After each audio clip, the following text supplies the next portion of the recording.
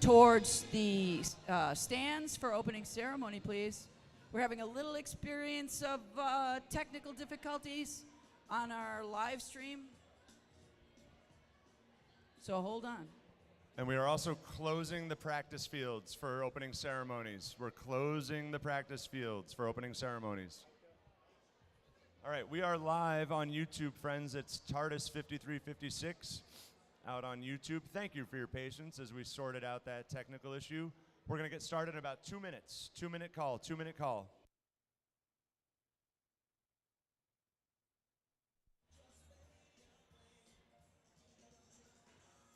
Teams should be in the stands at this point.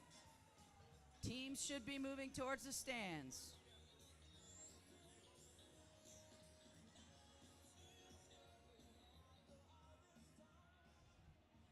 Looking for all teams to the stands.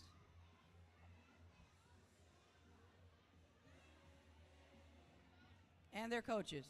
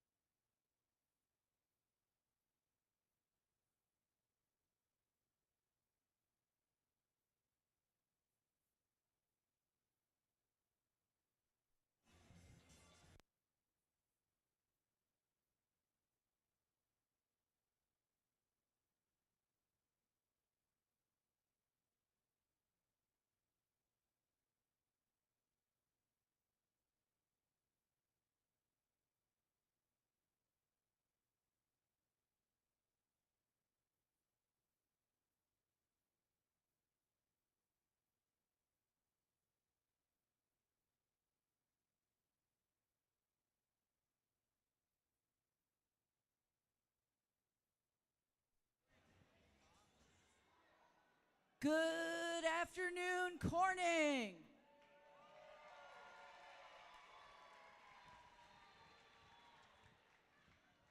Welcome to the Corning First Life qualifying tournament. Today, we're here to celebrate the achievements of the first LEGO League Challenge teams that are here. Please stand. To open this event, let's please stand and listen to the national anthem.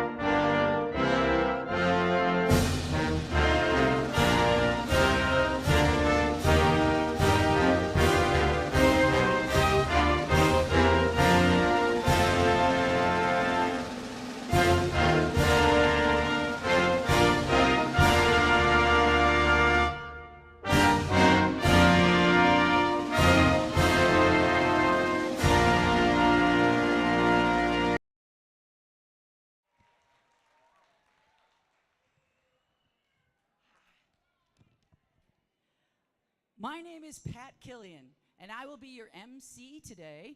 So let's just dive right into this Submerged event and get it started. Let's have a glimpse at the Submerged Challenge.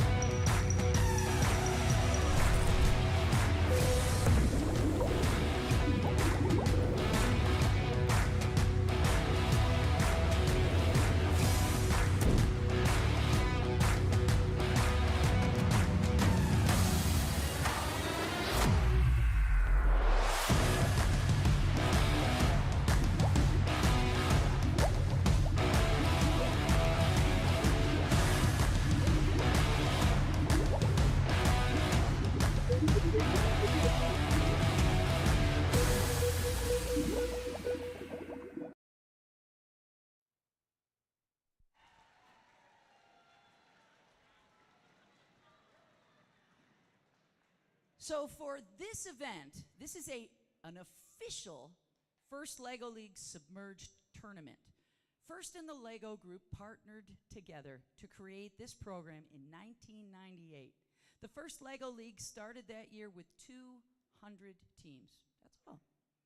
This season, hundreds of thousands of teams from over 100 countries are preparing for this type of tournament and participating around the world. Teams prepared for this tournament by working together, and we can't wait to see all that you guys have accomplished. Now, for those of you who are adults and might not know what's really going on, the competition today consists of two parts. For the Submerged Innovation Project, teams dove in to solve a problem experienced by people who are exploring the oceans. The teams also designed and created a robot to complete the missions on the LEGO robot board. In the robot game, teams can earn points during a 2.5-minute match.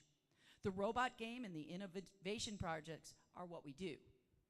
But our first core values support how we do what we do. Now, some of you might not be really familiar with the first core values. The first one of the first core values is we do the work together as a team. There's no I in team. So if you look at all these students here today, they work together really hard as a group to come up with their solutions. The second thing, and teams, I want you to listen really close to this. What we learn is more important than what we win. There will be only one main championship or tournament winner today. There will be one overall winner. But we're all winners because we all learned a lot. The next one is we have fun. We are going to try to make this a really fun tournament for you guys today. Do you want to have some fun?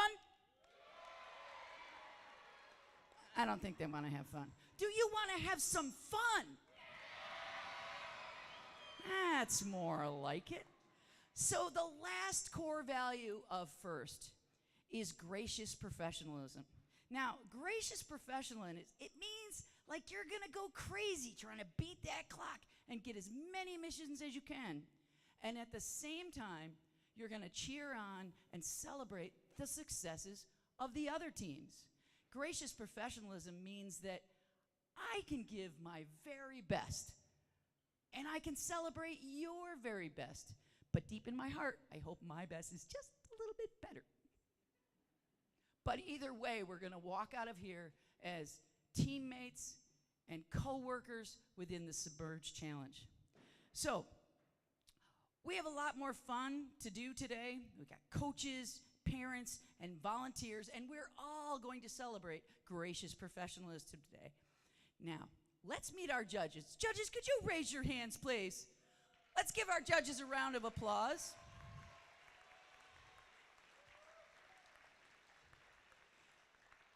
These guys are really important because judges evaluate the teams in 3 categories: their innovation project, their robot design, and core values, which we just talked about.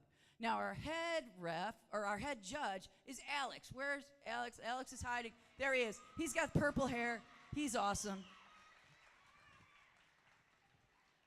So the judges are great. But what about these guys with the zebra shirts on? They're dressed in black and white stripes. You know them as the referees. So let's see. Jay is our head referee. Let's give our referees a round of applause.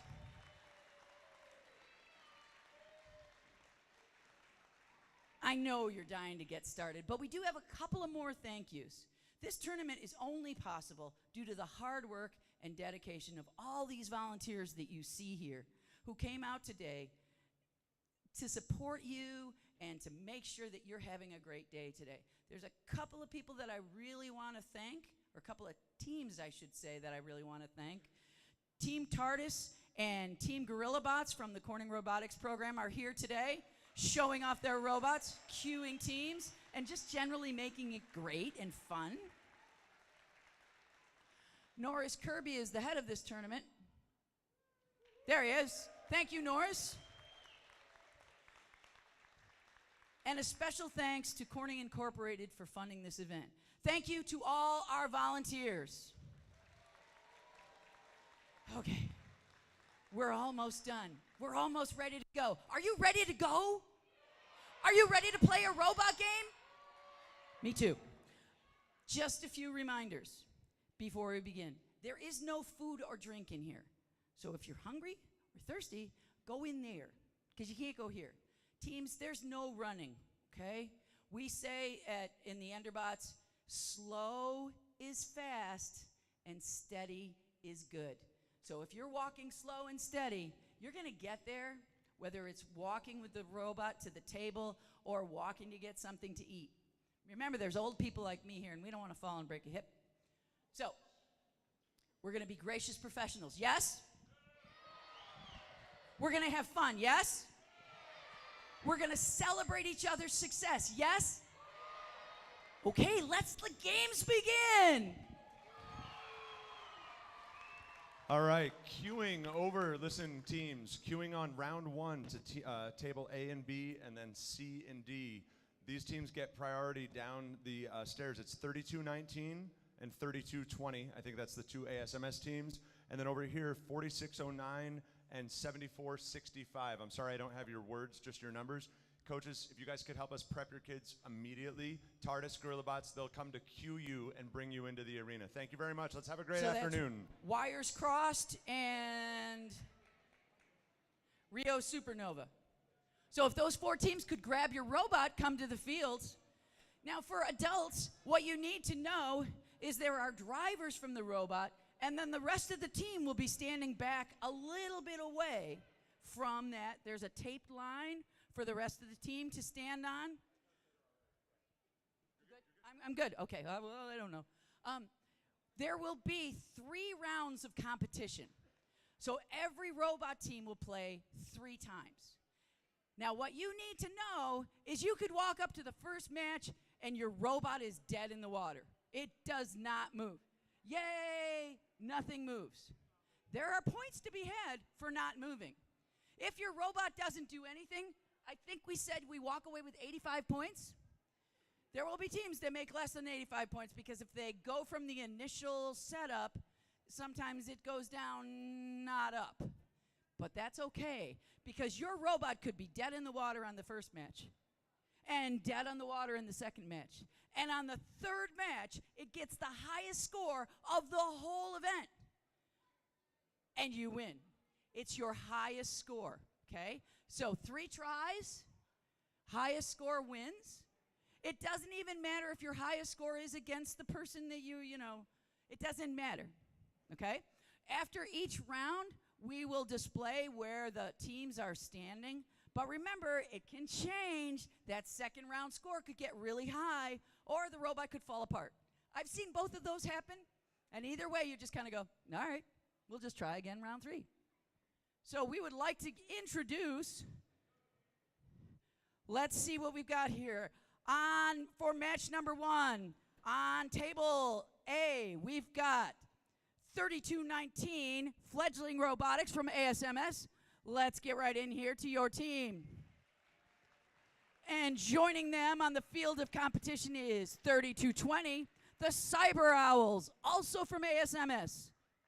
You never want to play against your sister team, but we're just going to start it off that way. So who do you want? 7th or 8th? We're gonna alternate.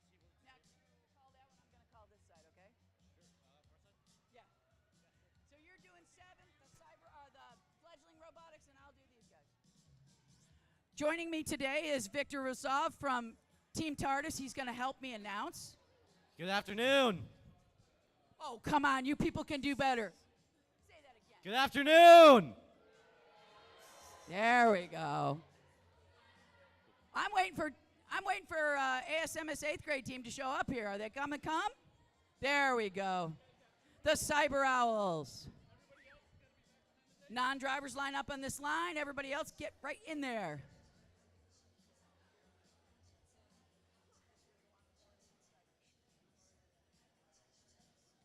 So right now the teams are setting up. It is the team's responsibility to make sure the field is set up appropriately. Give us.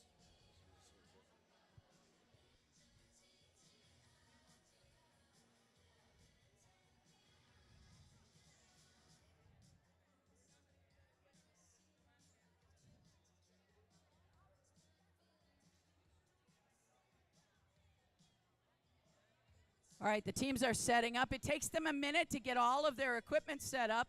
They have to show that it fits within the end zone. Given that a team fits within the end zone entirely, they'll get, I think, around 20 points from just that. So you could show up to a match with just a brick, and you'll still get points. Or nothing. And you'd still get the 20 points because nothing fits inside there. Wah, wah, wah. If you think about it. All right. 7th grade team, are you ready? 8th grade team, are you ready? Scorekeeper ready?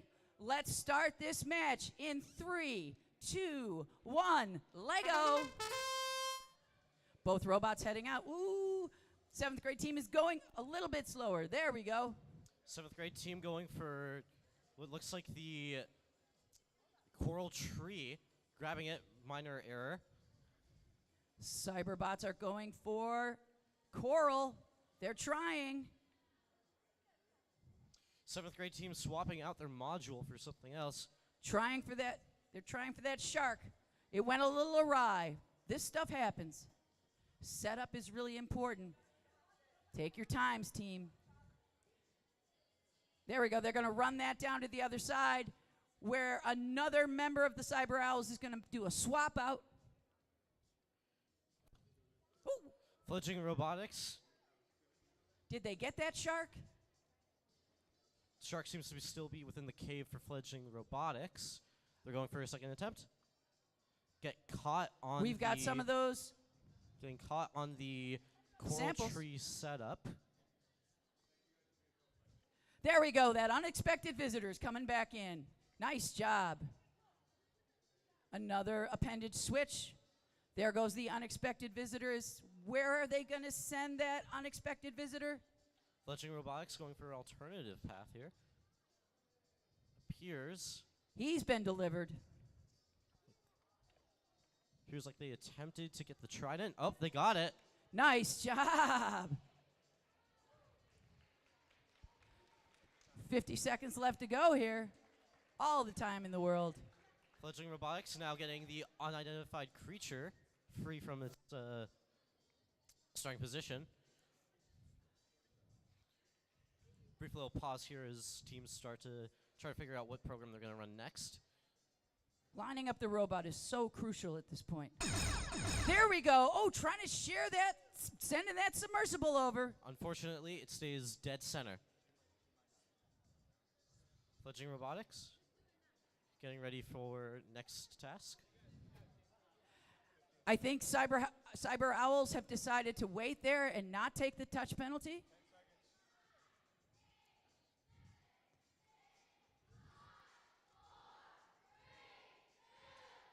And fledgling robotics. And that's the match.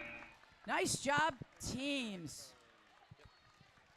Hey, it's not easy being first. Give it up to these two ASMS Nice teams. job, guys. Really nice job.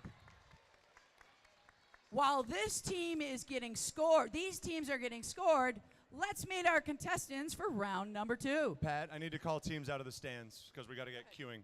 So, coaches, teams, mentors, quiet in the room. Cue the music for a second. Shh. No, down.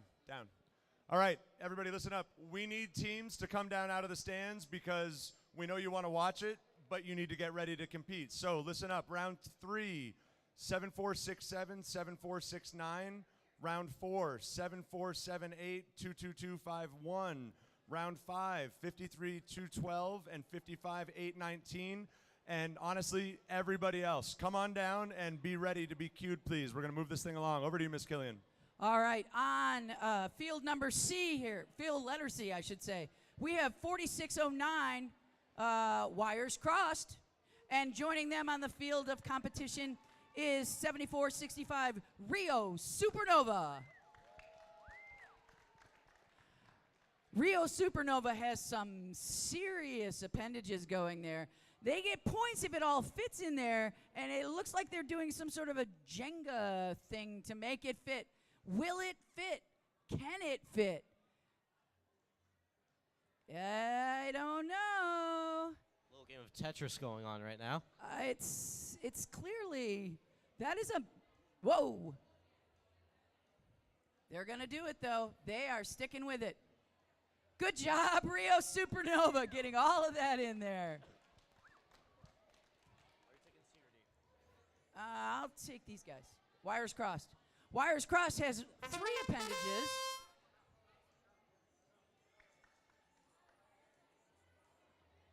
They have 3 appendages, and it looks like they're all set. Wires crossed, you all set? Looks like Rio Supernova needs a minute more. We'll let you get all that stuff put back together. That's a lot of stuff. They got a lot of stuff. Scorekeepers, are you ready, right? Yeah, of course I'm going to do that. I would never not ask the scorekeepers because they're going to look at me and go, "What are you doing?" All right. Having different setups or modules can be very useful for getting wide variety of different tasks completed within the game. These are really complex ones. Okay, wires crossed, are you ready? Rio Supernova, are you ready? Scorekeepers, are you ready? Let's begin this match in 3, 2, 1, Lego! Real Supernova starting off. Wires crossed is going for the unexpected. Real Supernova with a minor error, taking a penalty. They've got some bringing it back krill in there. Oh no! They're caught on the. They're caught on going back forward the again. submerged Appearing to get ship. trying to get some krill. They're gonna pull it back in and take that touch penalty. Real Supernova with the algae, with the plankton sample. Wow, that is a machine. Slowly moving, A trying nice to get appendage the others, swap for trying to get the seabed sample, missing it wires barely. crossed. They're going out for. Getting more krill, attempted to get the water sample. They're in the coral nursery. Swapping Looks over like to a different attachment. they're gonna. It looks like they might be going for the shark. No. I think they're caught on a krill. That's a problem. Real Supernova lining up. It seems like they have a little jig to line the robot up. Going forward. Uh-oh. Might be a little field damage there. Trying to get the mast up on one of the submerged ships. Attempting to get the... Wires crossed is coming out again. They get the They're scuba going diver. for that. Raise the mast. Just a Bringing little it back in. short.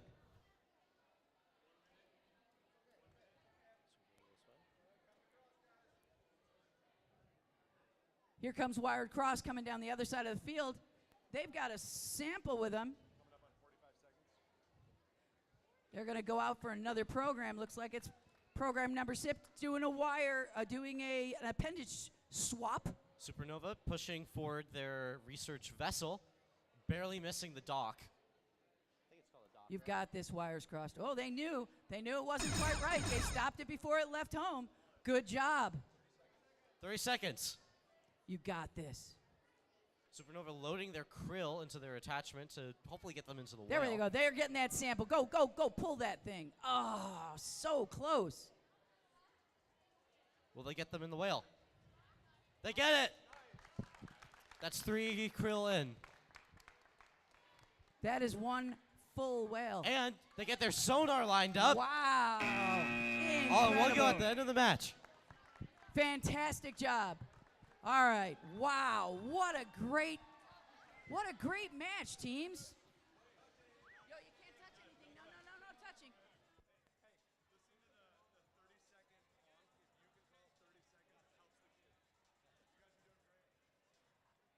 All right.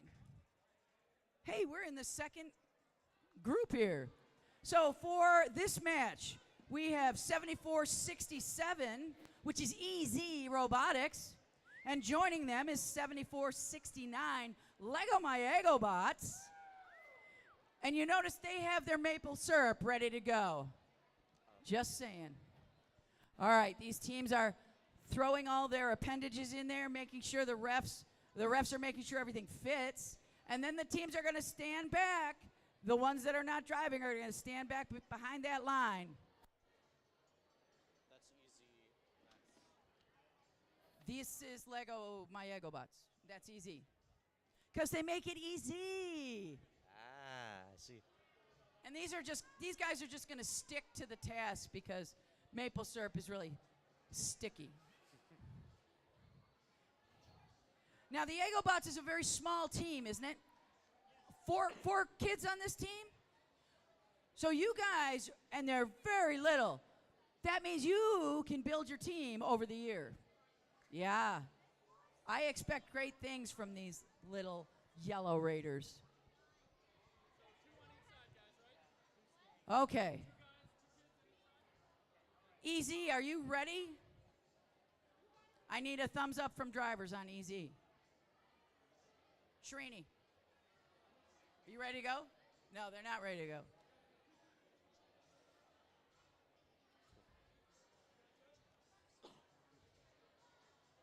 Waiting for EZ to give me a thumbs up. Getting all of your attachments and robots set up and lined up for the start of match can be There we go. a little stressful.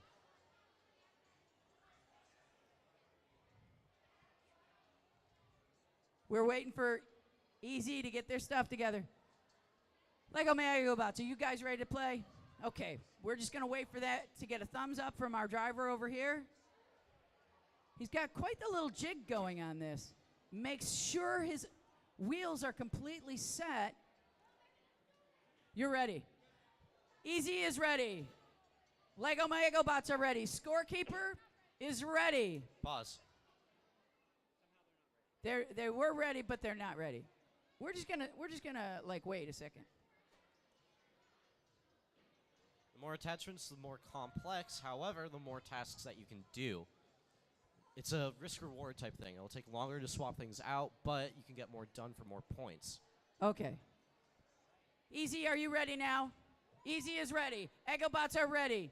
Scorekeeper is ready. Let's begin this match in 3, 2, 1. Lego.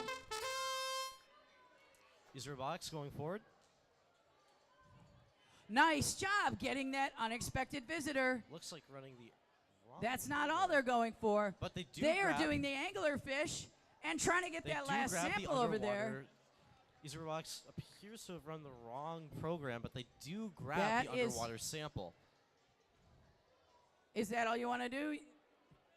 So there's a really great strategy going over here on Lego My Egobots. They knew if they do nothing, they get 85 points. And they walked away with an anglerfish and an unexpected visitor. That is a pretty good way to go, guys. Excellent for a young team. Is Box swapping over to another program?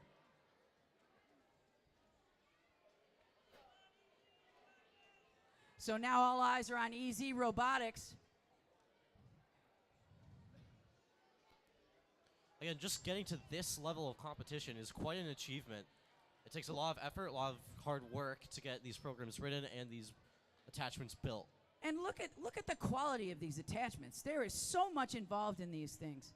But I think the Lego My Egobots will show you that with a little push bot, you can go far. Sometimes the more complex ones, Is Box hitting they've the got unknown theirs. creature off the hook? Gathering krill. looks like they're getting a bunch of krill here. Where are they going with it?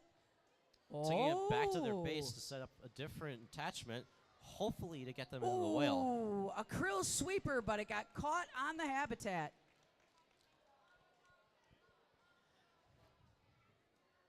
Coming About in 30 on 30 seconds. 30 seconds is a lot of time. There we go, 30 seconds left. Is Box swapping over to a new program? They've got Pushing. their unknown visitor. Ooh, and they just descored it. Oh, it was there, and then it was gone. Getting 12 another seconds. attachment ready. Do they have time? Do they have time? Trying to run another program. And that's And it. the answer is no. Excellent job, teams. All right, great job, both teams. These are both Corning robotics teams, sister teams. We'll be looking for you in the future when we're looking to recruit FTC teams. That's right. Let's meet our contestants for the next round of play here. We have 70. Oh, go ahead. 74, 78. The Brickobots. And joining them on the field of competition is 22251 Children of Apollo. So, are you going to call your purple team friends over here? I suppose you are. I'm going to hang out over here. Me and the Brickobots. We're buds, right, guys? Are you having fun today? Yeah? It looks like a great little robot. Are you excited? This could be it, right? This could be the moment of greatness for you guys. Children of Apollo, how are you feeling? How you guys feeling? You ready? So they're just figuring out who's going to drive over here on Brickobots. So have a cheer. Children of Apollo is another one of those teams that have these incredibly complex mechanical contraptions. But I think Brickobots are going to show them that a little push and pull robot can go a long way in this competition. Personally, I think Children of Apollo are about to show how speed and precision can let you get a whole lot. So we do know something special about Children of Apollo. They learned a new programming language to program this robot. So this robot is being run in block program, and this is being run in Python block. Is that correct? PyBrick. So it's a whole different program language, which we'll have to see how it goes. Brickobots, are you ready to play? Children of Apollo, are you ready? Scorekeeper is ready. Let's begin this match in 3, 2, 1, go! Children of Apollo starting off, gathering krill, and getting their unknown creature off the hook. Oh, we got a shark over here. Children of Apollo getting their, what's it called? Their plankton sample and water sample all in one. Whoa. One nice sweep to grab, I think, 3 different items. Brickobots are going out again. What are they going for? Swapping out It attachments? looks like they're going for the... They got him. Children of Apollo getting the mast up. And getting the treasure from the Kraken. Wow, Going what for a match. the scuba diver and getting him all in one go. And They getting got the the shark shark. out of the cave. Oh, my goodness. These teams are awesome. Raising that mast out. They got it up. They've got it up. Swinging over to a different appendage to hopefully get the research vessel up into the dock. Brickobots doing an appendage change as well. It's going to be a tight match. And out they go again. What are they going for? They're going for the nursery. Just missed. Children of Apollo swapping out attachments again. Going for a grabber type I thing. think by we the might looks be of it. looking at the research vessel on this one. With the unknown Are they creature going and for it? shark loaded. They're going for it. Do they have it? Oh, no. The artificial Children habitat of got Apollo in the going way. out. Going to try to score the... trying to move their research vessel out. Barely missing the shark and pulling back their research vessel. Their robot. So Swapping out Brickobots are attachments lining again. up again. Lowering Where are their they krill. going? They're going to try to get their krill into the whale. We've got the anglerfish. Looking at that habitat. That habitat Children of causing Apollo, a lot nice of trouble. and slow, teams. driving up, but they don't open the whale, unfortunately. 30 seconds.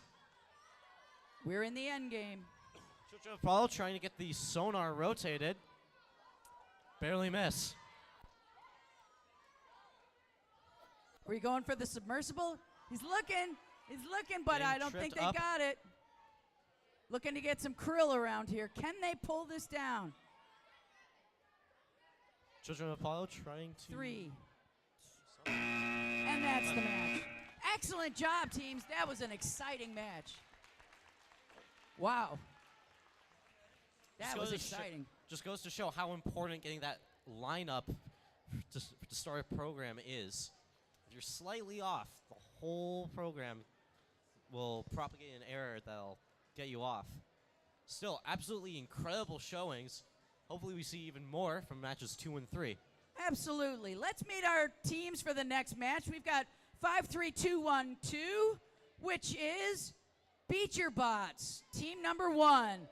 And joining them on the field of competition is 5-5-8-1-9, which is BeatYourBots team 2. sister teams against each other. This first round is tough. Sister teams, remember, at the end of the day, we're still buddies.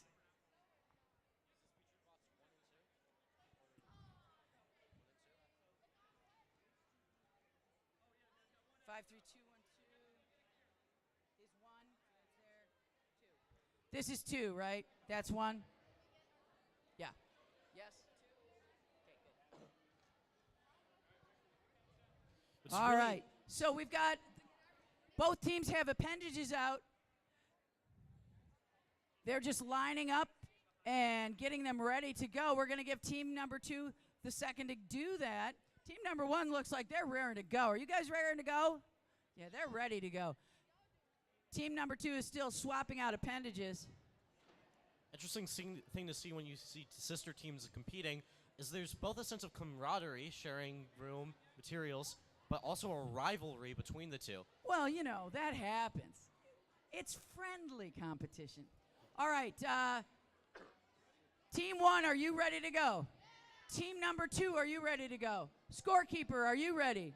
Let's begin this match in 3, 2, 1, Lego. Both robots coming Team 1 out. starting their program, We've got getting the their unknown unexpected creature visitor. off the hook. Minor error with the appendage. They're going to put that unexpected visitor somewhere. Looks like part of the appendage has detached from Team 1's They're robot. going out towards trying to. Oh, they've got their sample. Nice job with the sample. Go number 2. Team 1 doing That didn't quick sound good. repair of their appendages. And they're back up and going. Running the same program as before. Team 2 is lining that robot up. It's coming all the way over to the other side, so Team the 1 other getting a little caught up drivers on can do it. They've got it. artificial- They're going to do an appendage change. Team 1 Looking swapping out. out appendages to the next one. Seems to be a little grabber hand. Lining up to launch. It's really hard to do these appendage changes And they go. in the middle Trying of to a get the competition. shark out of the cave, and they're successful. Nice.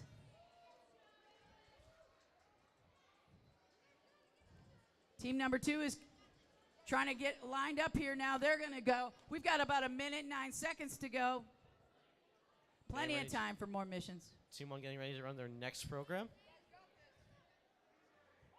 And There they we get, go. And they get the coral Trying to bugs get and the that reef shark. back up. Just missed it. Maybe they're going to run that one again. Swapping out appendages now.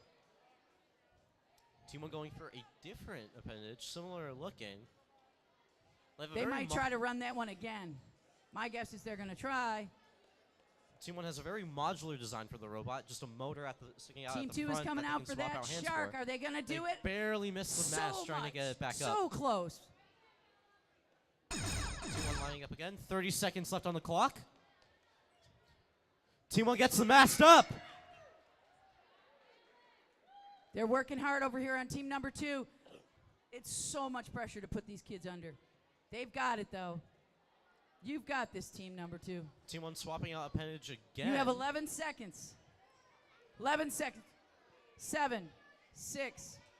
5, 4, 3, Almost. 2, 1. Excellent job. Excellent job, teams.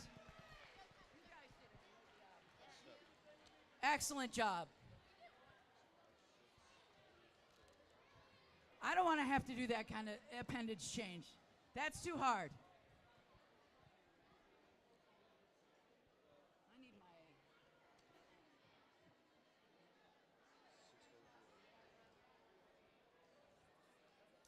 Next up on table C, we have team 56849.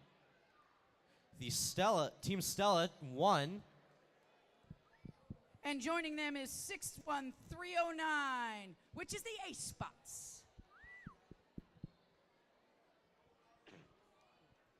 Stella and the ace spots. It sounds like a movie, doesn't it? A blockbuster. It is a blockbuster. I'm all in on this.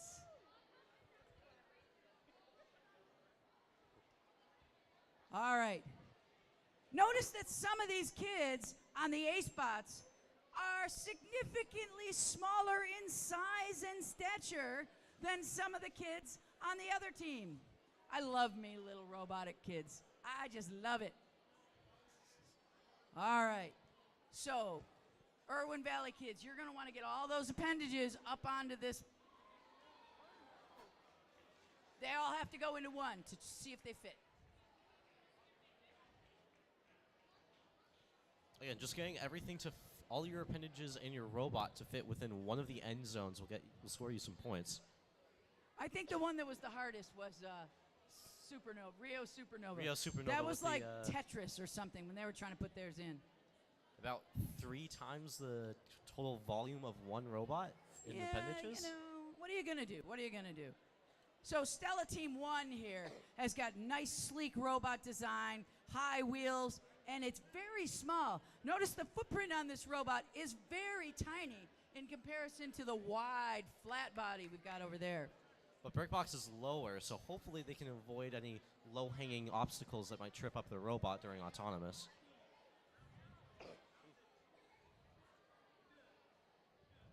That first rule that all of your appendages and your robot have to fit in one side is one that really kind of makes it hard for the teams to get set up. But Stella Team 1, are you ready to go?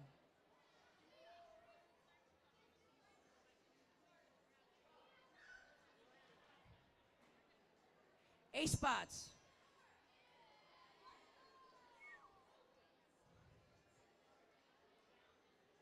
A spots, are you ready to go? Yes? Scorekeepers are not ready.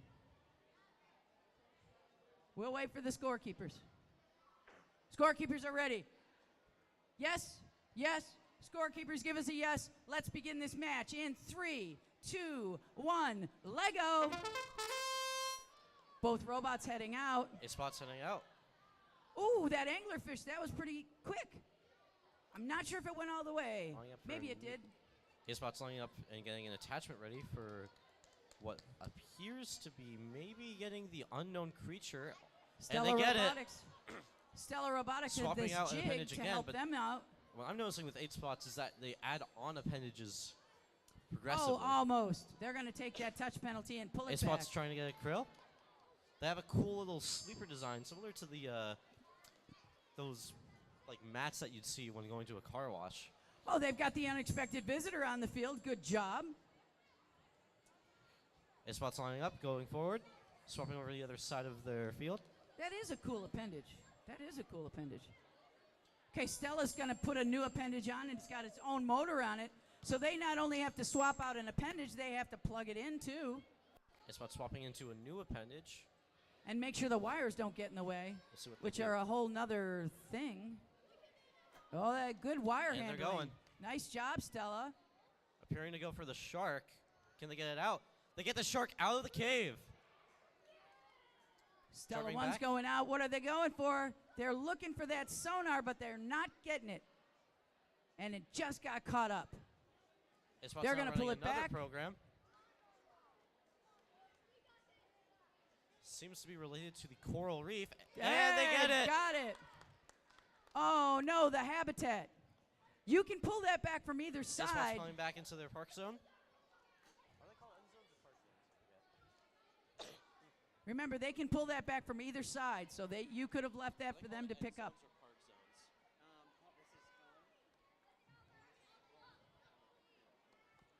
All right, another quick 8 spots appendage trying to get the change mast up. for Stella Robotics. So it's like That is the last 30 seconds. They've got their shark. Nice 8 job. spots taking their robot back home. Swapping out appendage again. 16 seconds left. He's saying And running their no. He's program. smart. He's like, nope, I don't Quickly want to pulling do it back. anymore. He knows. He doesn't have time. A spots running their program. 3, 2, 1. 8 spots. Oh, barely misses. Nice job, teams. Nice job. Excellent job driving. Know when to stop. That was very good. Great showing from both teams. Wow, it's getting exciting here. This is really... All right, let's meet our teams over here.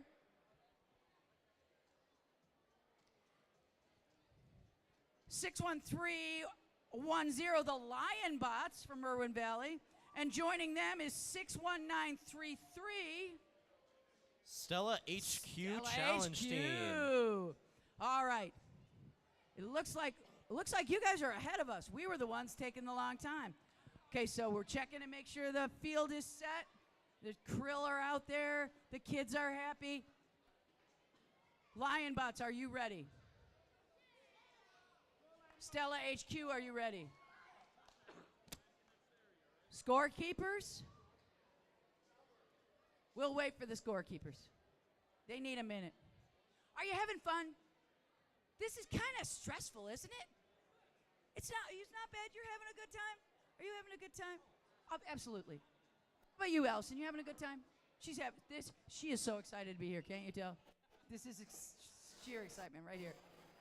What about you? You're really excited, right? You got a Gorilla Bots pin on there. Should have gotten you an Enderbots pin, but that's all right. Scorekeepers almost ready? Scorekeepers are ready. Lion Bots, are you ready? Stella HQ, are you ready? We're going to begin this match in 3, 2, 1, Lego! Lionbot's starting off with Stella looks HQ like a coming out one-way nice and gate to get slow. their They've krill. got that. Nice. You guys are Lionbot's making it look successfully so grabbing easy. everything on the right side of the table, barely missing the third krill. Wow. Stella Swapping. HQ is going out for round 2 here. Lionbot swapping out their They've appendage. got some krill in the front pushing along. Looks like they were going for the submerged, send it over, but they're bringing back that Running krill up, and they're running. just the way they should. Trying to move, and they get their ship over to the different docking zone. Stella HQ is showing that slow is fast in this case.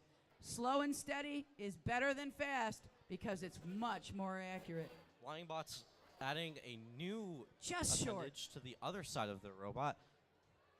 The robot appears to be mirrored on both the front and back.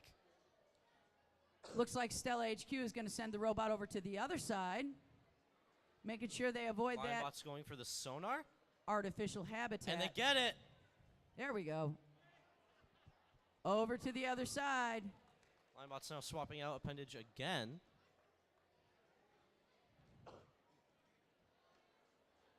Stella HQ is lining up, looking towards, maybe going towards the coral reef nursery. Let's see if they can get that to go. About a minute left on the But they clock. might be going for the shark. Lionbot's I'm not going sure. in again. And they get the anglerfish. So close, so close. Rotating back around, coming right back My to guess home is they'll for try that one another more appendage time. change. They're going to check and make sure that's lined up, and they're going to try that one more time. 37 seconds. We got a lot of time. Lionbot's So lining close. themselves up. Just short. Now we're in endgame. Starting their program. Now is the point where you realize whether I can make that one last mission or not. Trying to go for the submersible. They barely miss it. That submersible is really a hard mission. Come on, guys. You've got this. Ah, so close. I bet in round 2 they'll have that. And time. Excellent job, both teams. I bet in round 2 you'll have that.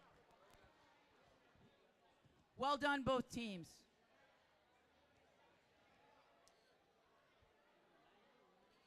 Next up, we have team 67026. The Crystal City Coders. And joining the Coders, we have 67693, which is Roadrunner Robotics from Severn Elementary. This will be the last match in the first round. After this, you'll be able to see standings for the teams. It looks like those crazy what is it? Crystal coders, I believe. The crystal coders have Crystal a City pile of coders. appendages and a lot of sparkly tiaras. I am a big fan of women in robotics with tiaras, I believe, and men in robotics with sparkly spangle ties. I'm a big fan. Big fan. Severn, are you having fun today? Are you going to really dominate this one? Yeah, you're going to try. So, Severn, this is your first year, isn't it? So this is your first ever time competing? Oh, you guys are going to have beginner's luck. But wait a minute. Is this not also your first time? So you might notice this is one of those Corning Robotics team, but it's a new rookie team. So it's rookies versus rookies. So let's take a looky. So, coders, are you ready? Roadrunner bots, are you ready? Yes? Score creepers are looking at scores, so we got to give them a second till I get a thumbs up from them. We got a thumbs up from the scorekeeper. We got a thumbs up from Crystal City Coders. We've got a thumbs up from Roadrunner Robotics. Sorry. Let's begin this match in 3, 2, 1, go. Roadrunners starting off, trying to get there, and they get it. Those wonderful Tiara girls are driving that robot. They're pulling all that krill back. They've got the water sample and some krill. And look at this appendage change. They are working so hard. They get it. Roadrunners, so thus far have gone the unknown creature Lineup and the is anglerfish. really But important. they get caught up on a structure, taking the penalty to bring it back home. What are they going for now? It looks like they're going for raise the mast. Can they do it? Raise the mast, and it looks like it's up. And they don't get it because they had to do a touchback. But that's all right. The same Remember, this program, is only getting round English one. fish out. Bumping up against the... Taking a penalty to bring the robot back home and swapping out the attachments. Looks like they're going for the... They're stuck. Roadrunner getting some krill. Krill. Trying and to They're get gonna the pull it submersible back. over.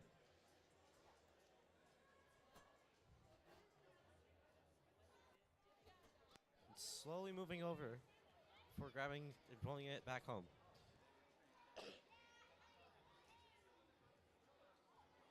Roadrunner is appearing to All right, so re-index one here of we their go. We're gonna. attachments. They've got a crazy appendage here. Where are they going with it? They're like, where's my robot going? Oh, now the appendage is falling off.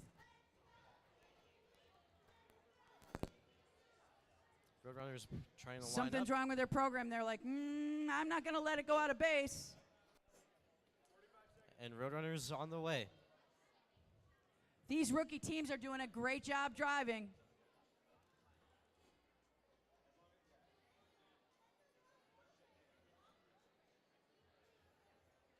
Again, trying to line up the robot. 30 seconds. Roadrunners They're like, wait getting a the minute. shark out of the cave successfully. Doing a nice little spin. And missing the coral reef. Whoa, no, we've got kind of field damage there. They're going to come back. They've got 9 seconds. 8, 7, 6. 5, 4, 3, 2, 1. Great showing from both Roadrunners and Crystal City Coders. Let's hear it for these rookie teams.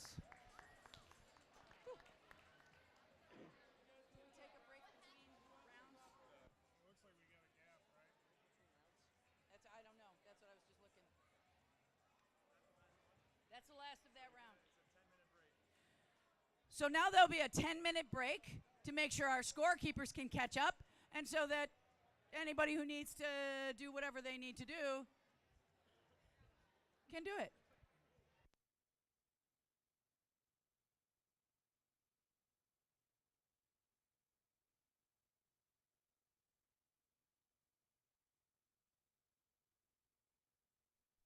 Now that we have a nice 10-minute interval between our rounds, both team members, siblings of team members who aren't on the actual team, parents, grandparents, great-grandparents, can go and drive the TARDIS and GorillaBots demo robots off on the right, or off on the left from me, and also see a very cool climbing machine from Will Boychuk, all off to the right side of the room from the perspective of the bleachers. Anyone can drive the robots, anyone can spectate, whatever you want. Grab some pins for TARDIS. Just have a good time.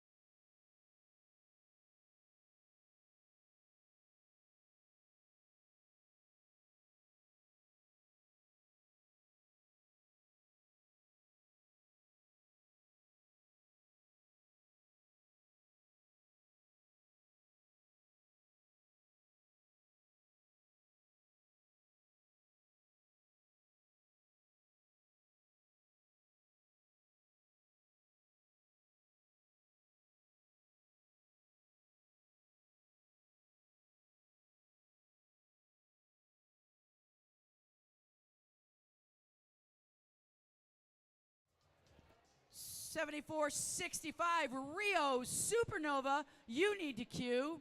And joining them on the field of competition is Teams. 3219, the fledgling robotics.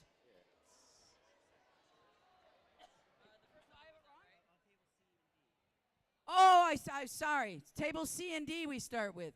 So it's ASMS 8th grade team, 3220. And joining them on the field of competition is 4609, which is wired crossed. But the other two teams can go ahead and queue. On the left, on This side. On this we side. start on this side this time. Yeah. Let's go, ASMS team number 8th grade team. You should be here. What? They need to get going. okay, yeah, it's top down. I see. I know them. Goes down. 4609 is wires crossed. We're looking for you as well. Let's get to this field. Wires crossed is on this side. On table D, And the Cyber Owls should be on this side. table C. Cyber Owls, I'm not seeing you getting to the field. There we go. There they are.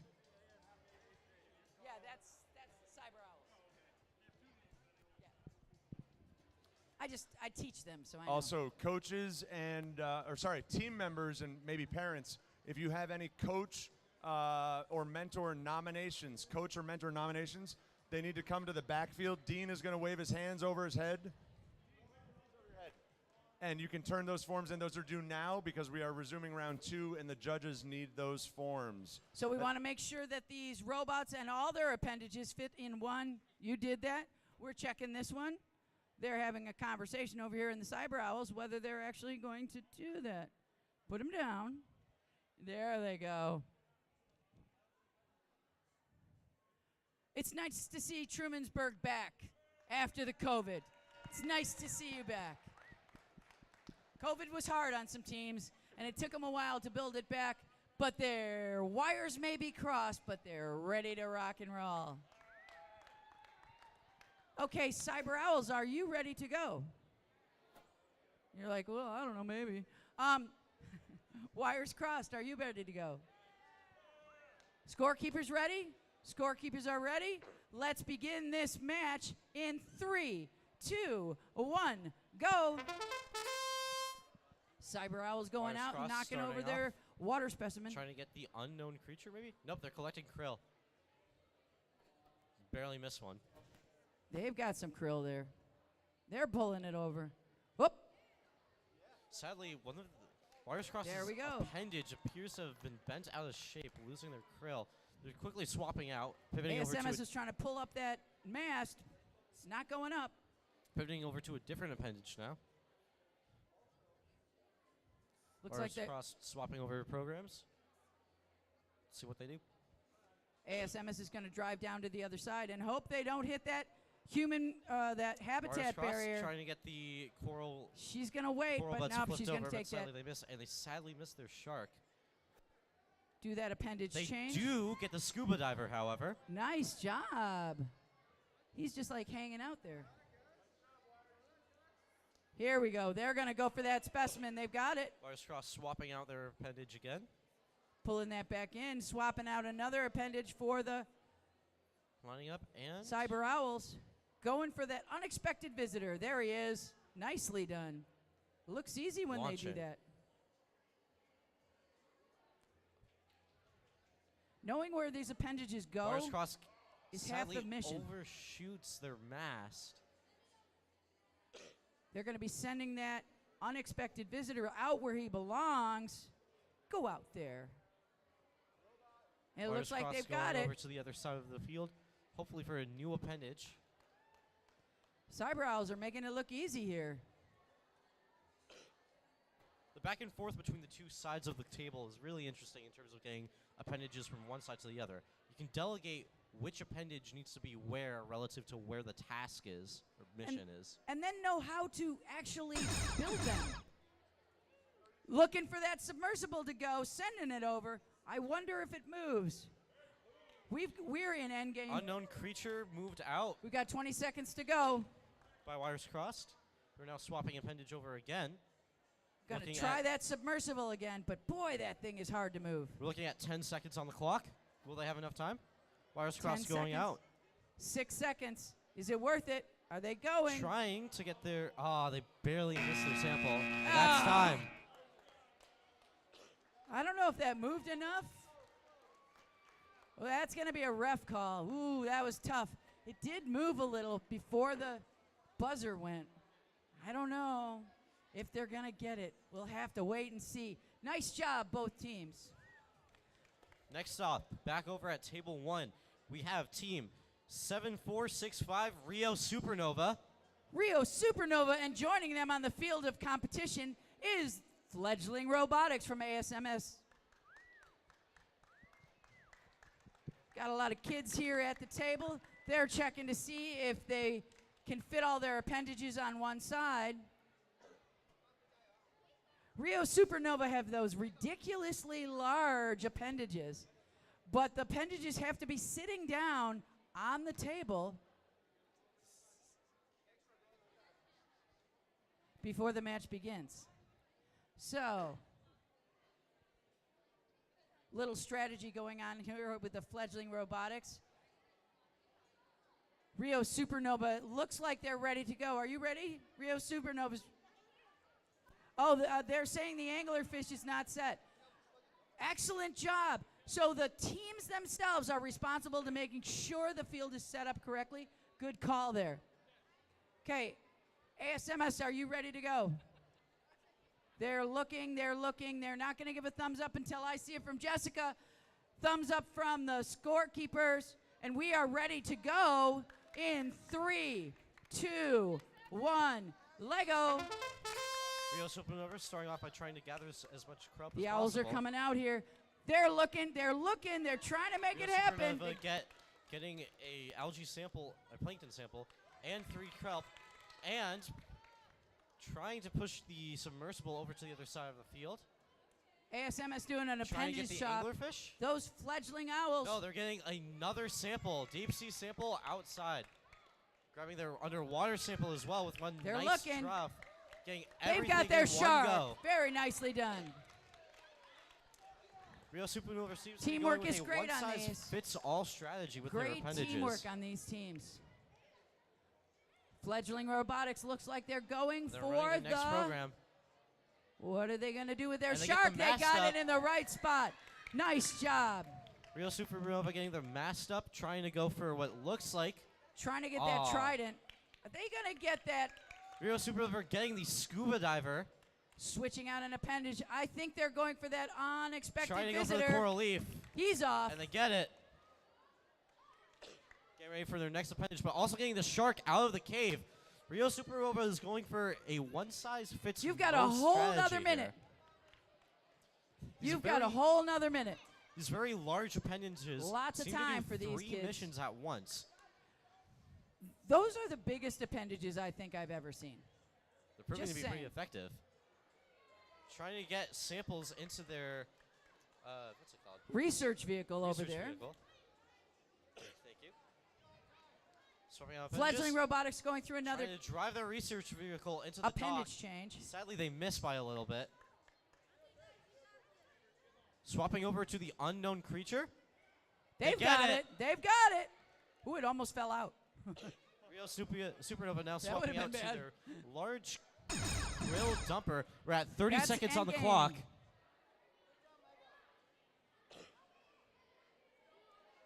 And forward they go, trying to get as many krill. 20 seconds. 20 seconds Supernova on trying the to get as clock. many krill. And they get Rio Supernova getting krill into 14 the whale. seconds on the Can clock. they get their sonar? Going for the Rio sonar. Supernova They've got getting it. their sonar. Again, although these large appendages are hard to fit within the home bases of the field, Excellent job, when teams. they work, they work. Oh, A great showing from both teams. nice high fives all around for both of these teams. Love to see that team spirit. Next up, back over to table number 2.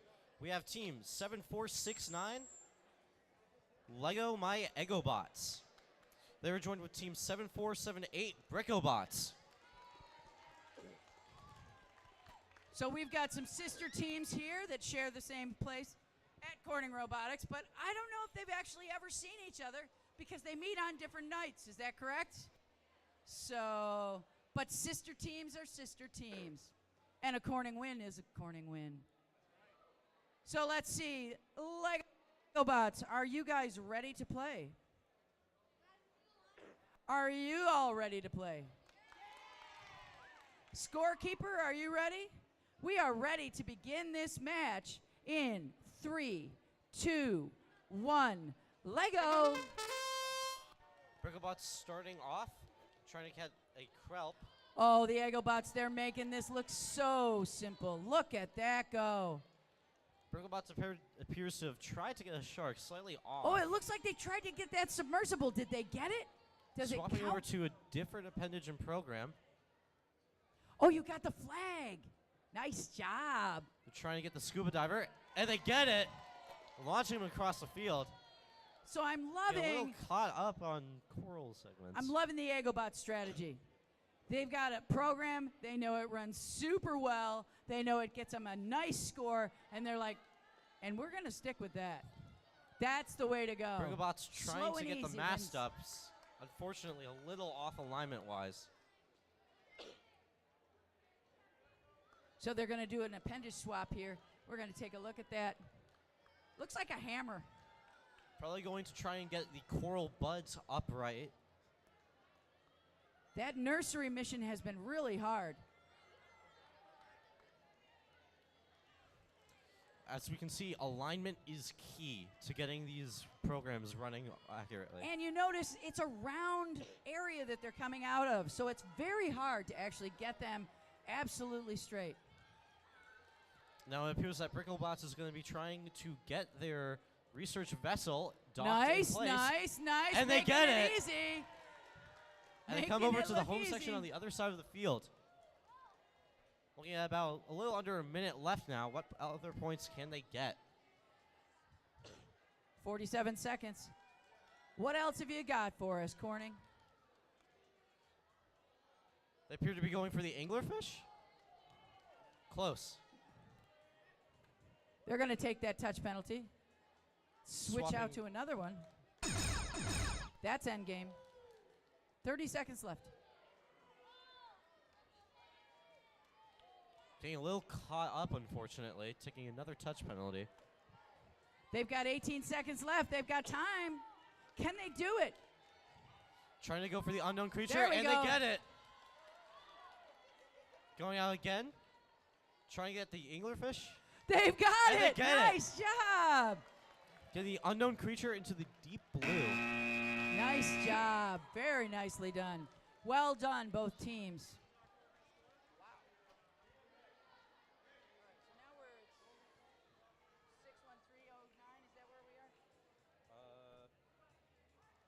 Yeah, Acebots and Silkybots, I'm not seeing it. 53212. Over here on tables A and B, we have 61309, which is the ace bots. And Wait. joining them Correction. is 53212. Correction. We have team 22251, Children wait. of Apollo. I'm sorry. And 61309. And 7467, Easy Robotics. It's not going down. So we started here, we thought we were clear direction here. Show me where I'm at. I must have screwed up on mine. I can take it for the next couple. Yeah, you do. Yeah. And who are these guys?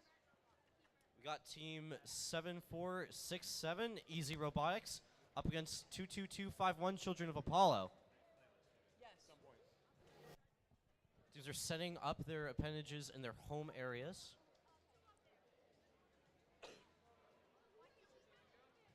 Children of Apollo appear to have a similar strategy to Supernova, that being one large appendage that can do multiple missions at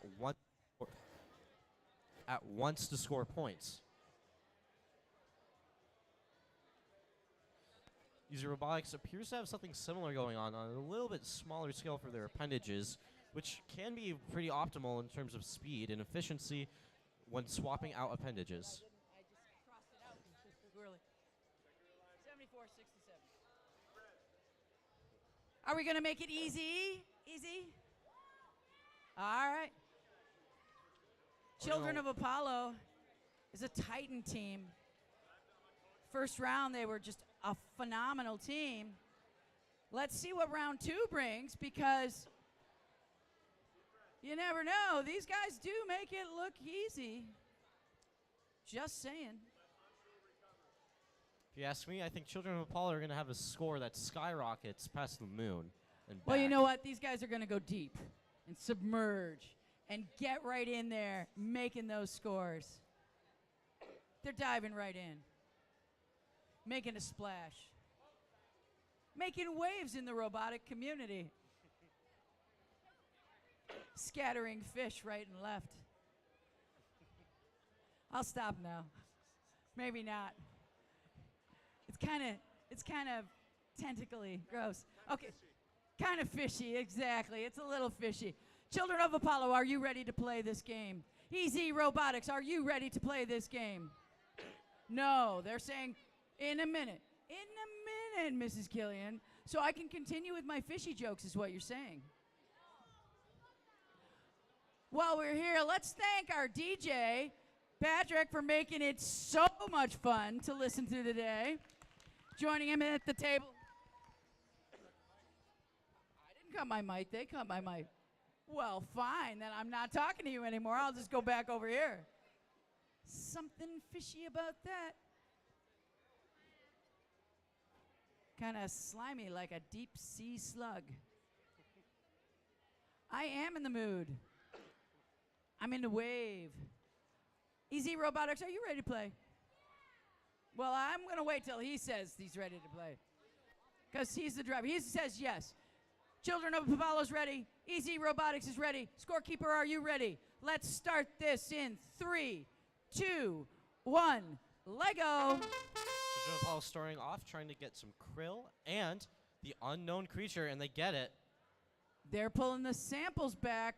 Easy Robotics. They get their plankton sample as well, trying to get There the we anglerfish. go. We've got some stuff. Appears they got Left it. a little krill out there. Getting their underwater sample as well. Nicely done. Sadly flies out, but it might be a little close to their home area. Look at those appendages on Children of Apollo. Those things are monsters. They deal with multiple missions. Okay, we've got a at whole once. lot of critters and samples Children of Apollo here. getting their mast up. Easy is going out with them. They're taking their boat down, making it going- look so easy. Children of Apollo now getting their scuba diver and their coral buds up in one Nicely go, done. and getting their shark out of the cave. Going for an appendage swap. Easy Robotics. Again, the strategies here are quite interesting. We have smaller one-and-done appendages that will do one mission incredibly consistently, nice and quick. That way you can get back to the home area and swap out. But we also have the larger appendages to deal with multiple at once. Yeah, but you really have to know with those large appendages how to do it. Oh, that made it look so easy. They've got that unexpected visitor, and they're going back out for some krill, looks like. And a sample. Children of Apollo now setting up their next appendage. They're dragging them back. Trying to Nice score their job, shark Easy. and unknown creature. They've got them all. Nicely done. Are they going to go and And feed Children of that Apollo whale? is off. Trying to get their research vessel into the docked area. Sadly, their shark falls out, but it does look like it's in the correct area. So we're going to bring those back out, make sure they're upright. They've got them. Children of Apollo now swapping out their appendage again, trying to Easy. score their krill into the whale now. Easy Robotics is... We're at We're 30 in endgame. seconds. Endgame.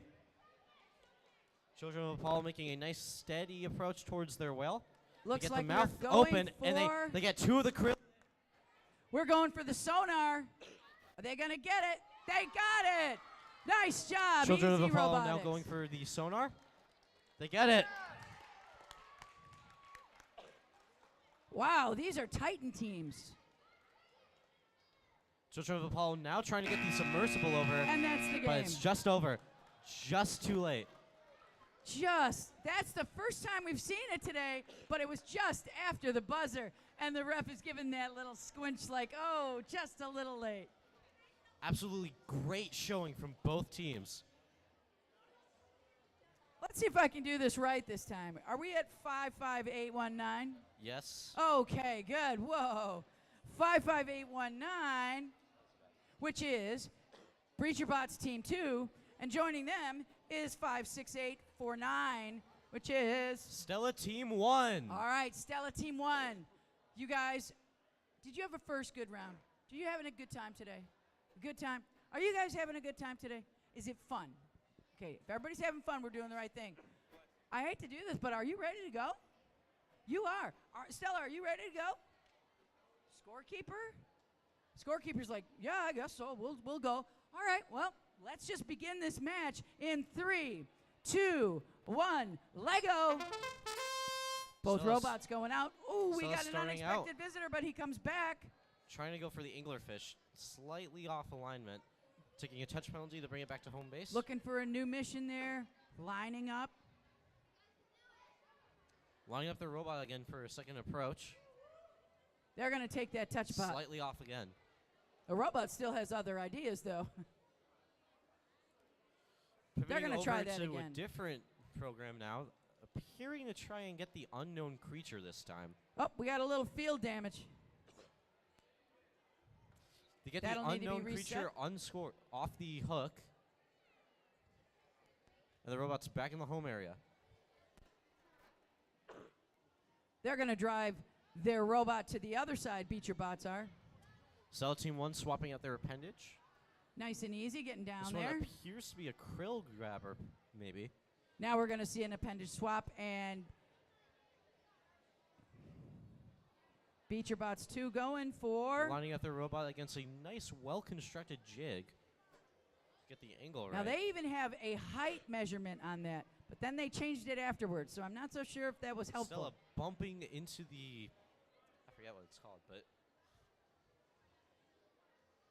Come on, you guys. You got this. Oh, almost. Oh, a little Phil. Stella going over. A little stuck on the raising the mast mission. BreacherBots, you've got this. You can do it. I believe in you. That's the way. Oh. Stella is now sending their robot over to the other side of the field. Swap out appendage to something new. You've got 45 seconds. Lots of time.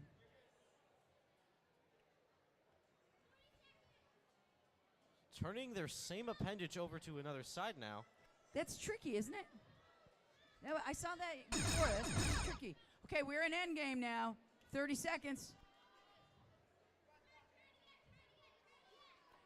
You got this, BreacherBots. We got 20 seconds left on the clock. Can Stella get it? Lining up in their jig. And they go. Are they going to get it? Last mission. And Stella gets their shark out of the cave. Shark. Right in time. Almost. Almost. 6 seconds. Stella grabbing the shark. 6 seconds. Swapping out appendage again. And just not enough time. And that's the game. Excellent job, teams. These drivers are working great under all this pressure.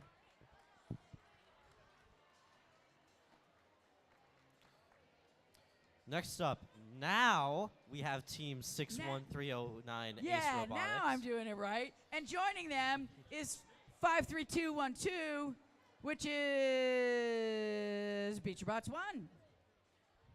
BreacherBots 1s are right here. And AceBots goes. And the AceBots are over here. BreacherBots and AceBots.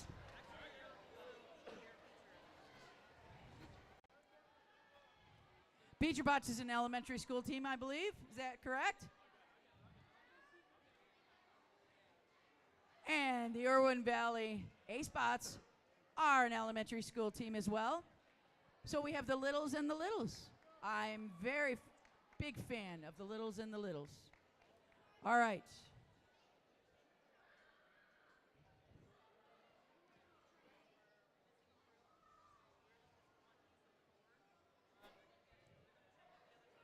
So our krill has gone a-swimming.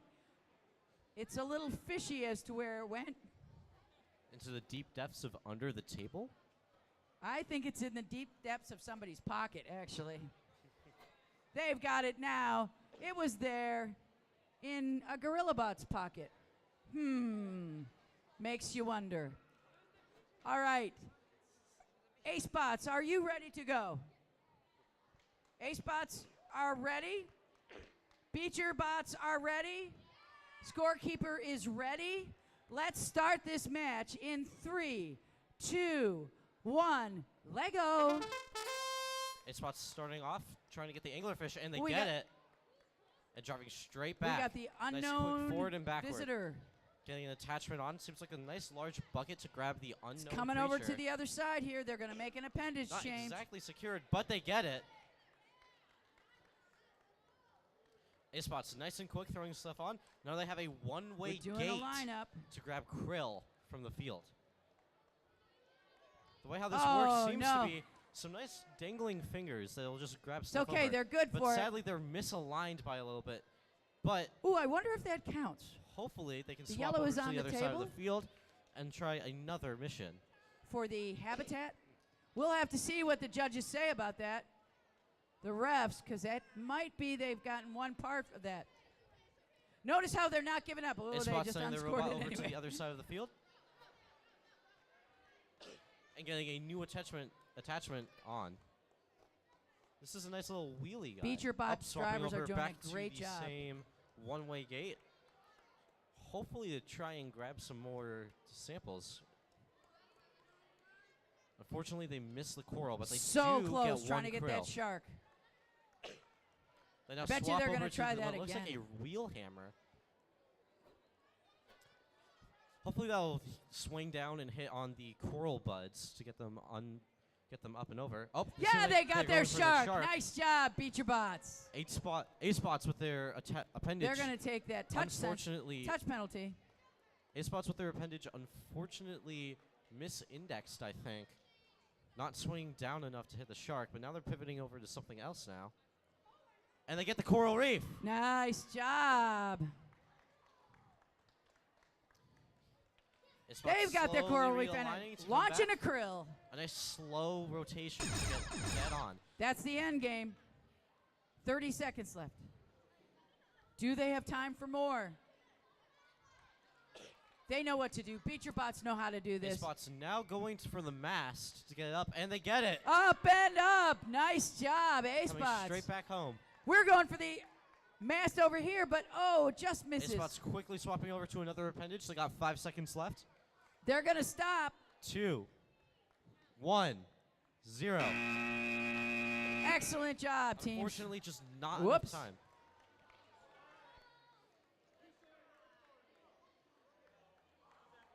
A great job from both teams, but I'm noticing A-spots is very fast and very precise in terms Yeah. of their movement. Not getting caught up on anything on the field, but still being really quick when it And comes they're to a swapping young out. team. These are young kids. We're not dealing with like 7th and 8th graders like we're seeing on some of these other teams. They're little.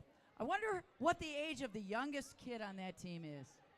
Do we know the age of the youngest kid on that team? We're going to find that out and get to you. BeacherBots, you did a great job. Under pressure, your drivers are amazing. Hopping over to the other table now, we have team 61933, Stella HQ. And they are up against team 67026, Crystal City Coders. So these coders, they're a young team. This is but they're sparkling us with all those tiaras. I don't know. Is that getting in your way, all that sparkle? No, he's ready for it. He's ready for that sparkle. Ladies, are you okay with that sparkle? Because it's blinding over here. All right. We've got some great robots here. Wait a minute. Who am I dealing with? You're with Stella HQ. Yeah, I got the Stella HQ. So, are you guys ready to play this match? You're ready to play. Crystal Coders, looks like you're still messing with things over here. Give us a thumbs up when you're ready to play in those sparkly sparkles. There's a lot of orange and sparkle over there. What's interesting to me is I'm seeing quite a few similar mechanisms here. For example, the krill jumper into the whale on Crystal City Coders and Apollo appears to be a similar design. Well, you know, the function does push the form. That's a good engineering principle. Coders, are you ready to play this game? Stella HQ, you're ready to play. Scorekeepers, are you ready to play? We are ready to play in 3, 2, 1, Lego. Still robotics starting off. Or Crystal City Coders Looks like they're starting getting off. slippage in their Trying robot. to grab as much as they can. Ah, their appendage is on too loose. That's their what it appendage is. grabs both They're an gonna fix underwater that. sample, a krill, and a couple coral Set it out again. segments. Swapping over to a new They're appendage going now. for that unknown visitor. Good job, Stella HQ. This one appears to be going for the mast. Looking. And they get it. Up and over. Little too high. But inside of there's a kraken. And under the kraken, there's a treasure. Looks like we're going for some krill here. Oh, are they going for that submersible? Sending Swapping it out over? to a new appendage now. Crystal City Coders They're trying. appearing They might try that one again. to go for the Love coral to see buds, them and they go get for it. it. Now trying to go for Plenty the of shark, time. maybe? 1 minute, 35 seconds. They get caught up on some field elements. They're going to keep trying. Coders are thinking, like, maybe I'll just let it go, but no. Taking the touch penalty to try and not damage the field. Plenty of time. 1 minute, 21 seconds. Adding on another appendage. That is the wonkiest looking appendage I think I've ever seen. It just kind of sits there. It's pretty great, though. What does it do? Sending the robot over to the other Stella's side of going the out field. again. They're going to try that. Come on. You can do this. Yo! Oh. Crystal City Coders now swapping out to 56 another seconds. appendage here. Back on the first side of the field. Trying to grab another krill and also get the unknown creature off. Sadly, they just miss it. Stella's going to send theirs over to the other side. Trying to grab more krill. There, it's over on the other side of the field. And those other drivers are going to take Now over. swapping over to another Whoops. appendage. This one seems to be sending a coral piece over to the other side of the field. And 30 that's seconds. endgame. Got about 25 seconds to go. Swapping over to their krill dumper now and another appendage on the back. Stella HQ is just planning to go out there nice and slow. Slow is fast in robotics. They've got it. Nice job on that shark. Got him out of his deep pit. Crystal City Coders, You've got 4 unfortunately, seems like their seconds. wheels were 4 slipping on seconds. the ground. And that's time. Excellent job, both teams. You did a great job keeping going. Didn't stop.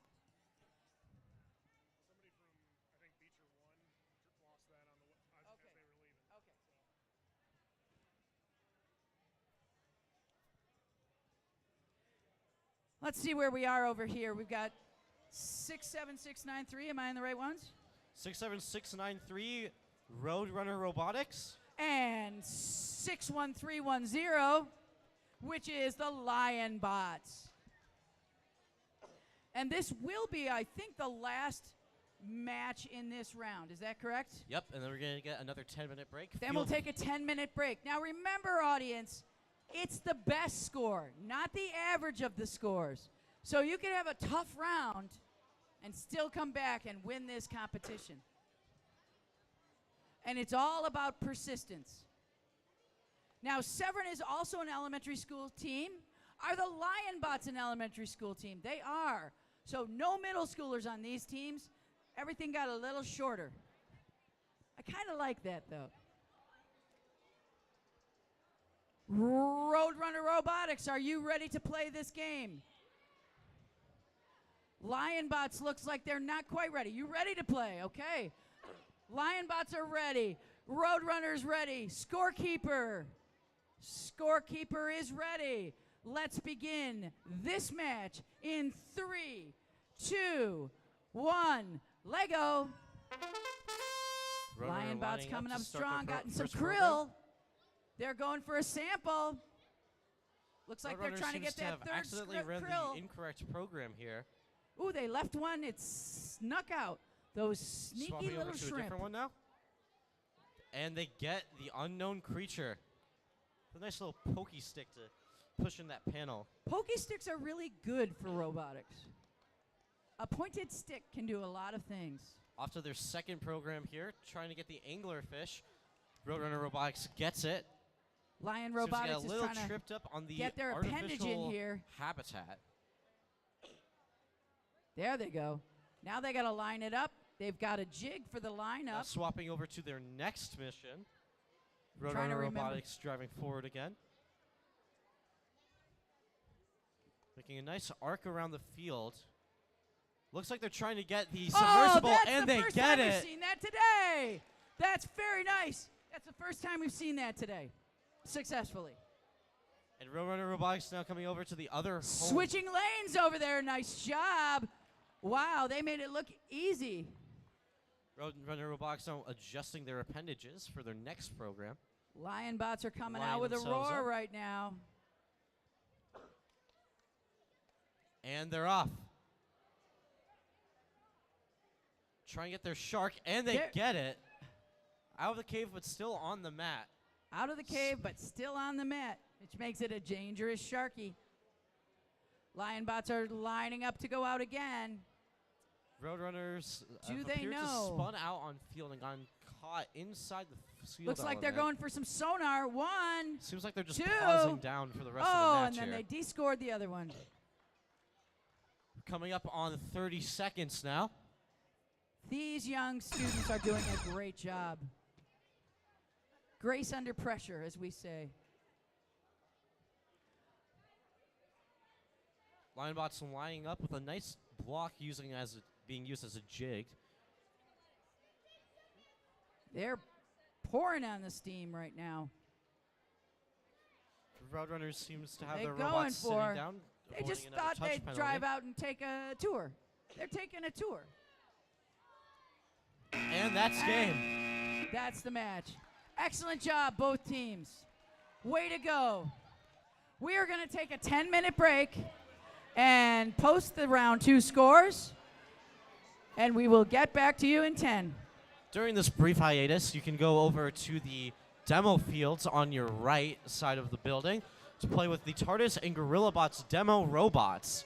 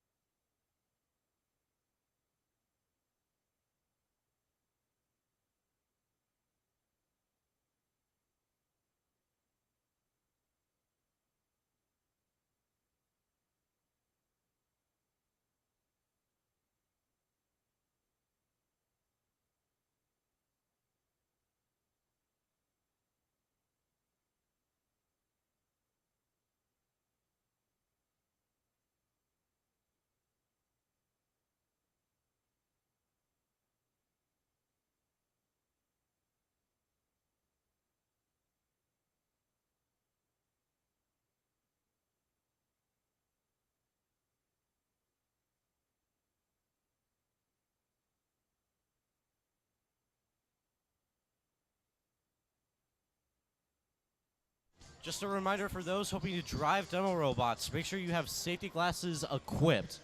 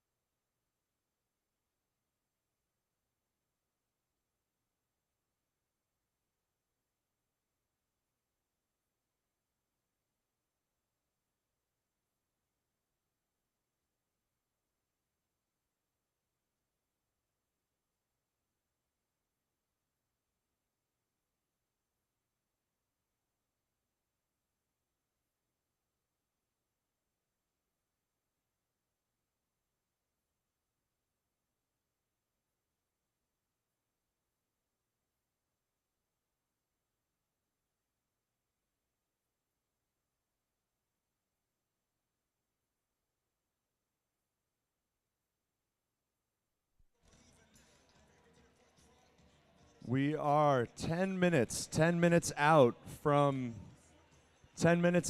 matches resuming.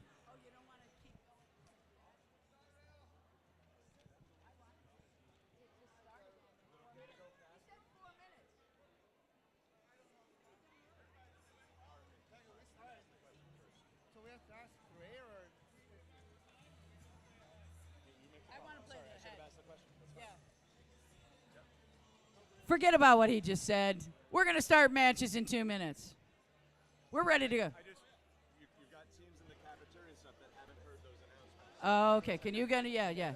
We're running a little ahead of schedule, which is just what we want to be. Because you don't want to be here late, do you? Their teams, we're going to move things along. Coaches and mentors. I know you want to play robots all day, right? But you want to get your trophy and go home, right? Yeah. There might be a trophy for you. You never know, because there's a lot of trophies here.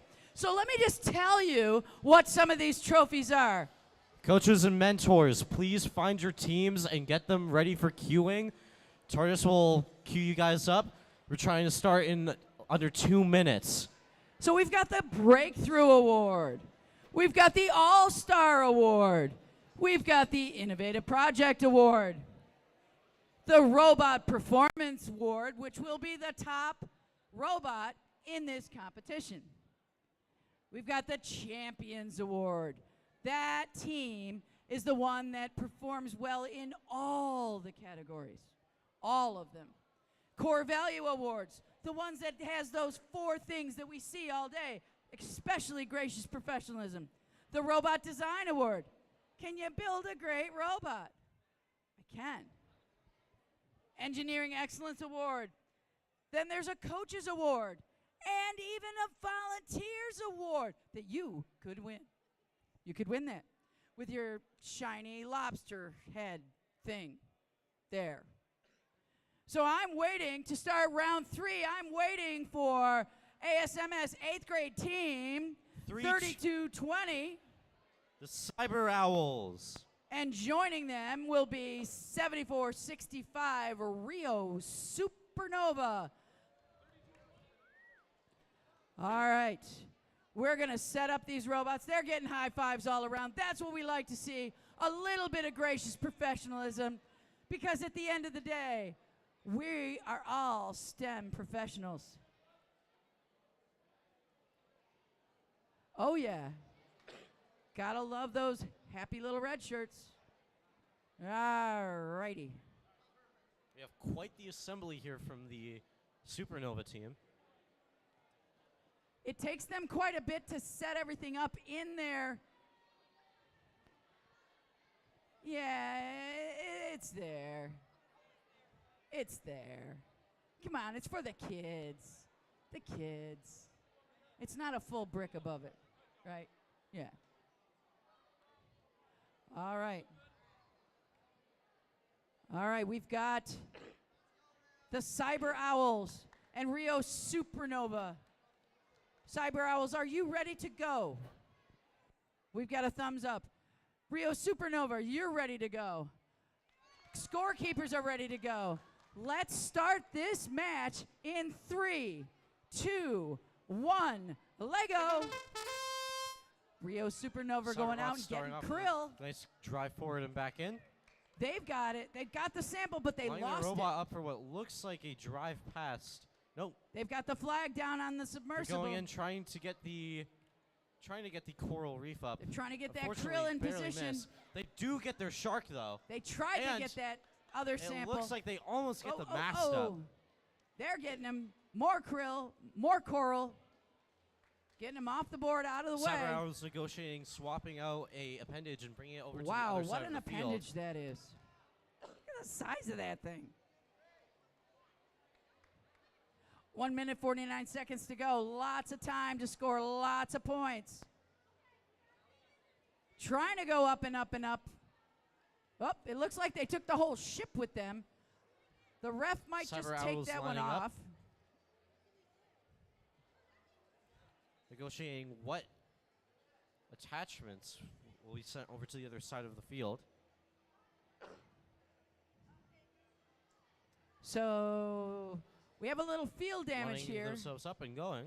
I'm not even sure what the field damage, if Cyber there Owl is is a penalty trying to for get that the or not. artificial. They get it. Cyber Owl is getting the artificial habitat up. That's going to score, I think, 20 points. They've got their shark. For those who don't know, the artificial habitat works by having these yellow things being face down with crabs facing up.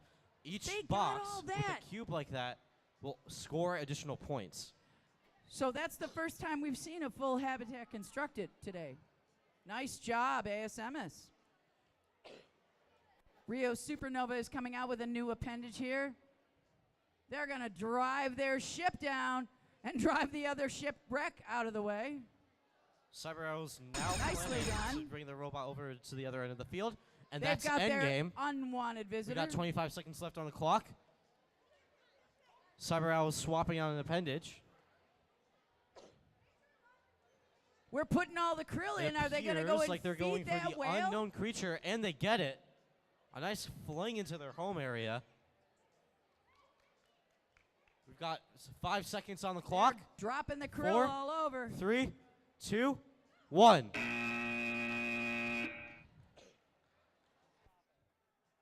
So they got to stop that guy. Nicely done. Great day for both of these teams. I've seen solid improvement all day in this team, and you guys are just knocking it out of the park. Now let's hop over to our second field. All right, let's go over here and meet our teams. We've got team 3219, the Fledgling Robotics, Fledgling Robotics is right over here. They are from ASMS, with a team middle school team. 4609, Wires Crossed. Wires Crossed is from Trumansburg, a favorite from way back here. If you ask me, the only short circuits that we're going to be seeing today are the fast ones. Well, you know, you don't want to get your wires crossed when you're submerged, because that could be just shocking. Just saying. Just double checking the setup of the field to make sure everything's in order before we start matches. So most of these kids have not played before today. The 7th grade team, most of them are brand new to robotics.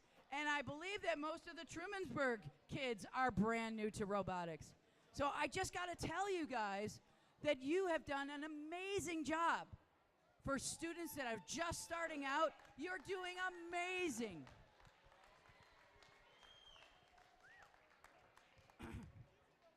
Fledgling Robotics, are you ready to go? Trumansburg Robotics, are you ready to go? Scorekeepers ready. Let's begin this match in 3, 2, 1, Lego! Wires Crossed starting off with trying to get the unknown creature in their area, and they Fledgling's get it. looking to get that coral reef going. Now removing a part of their appendage and placing the unknown creature in a new section, trying to score it into the right area. Will they get it? Great teamwork going on here with the Fledgling Slowly navigating Robotics, over to the deep sea. working it together, They're getting a little some off. pep talk from their teammates of slow down and pay attention so it goes well. There they go. What are they going for? Wires Crossed They're now going adding for their on shark, and another they're making it appendage. look easy. Let's see what they'll do. This appears Another to be appendage switch something- out for the ASMS team. That shark is going out. This appears to be a krill grabber. Are they going to try and set that shark where he belongs? The goal is to Put grab him all back in the 5 deep. krill on the field and dump them into the Slid into right the in whale's there, mouth. making it look great. What a nice mission. Trident, they've got their trident. Each krill scored in the whale's mouth. so Wow, they earn that's another great. point. Wires Crossed taking a touch penalty to get their robot back into They've got the their unknown visitor. home area. Nicely done. So they're going to try and get that.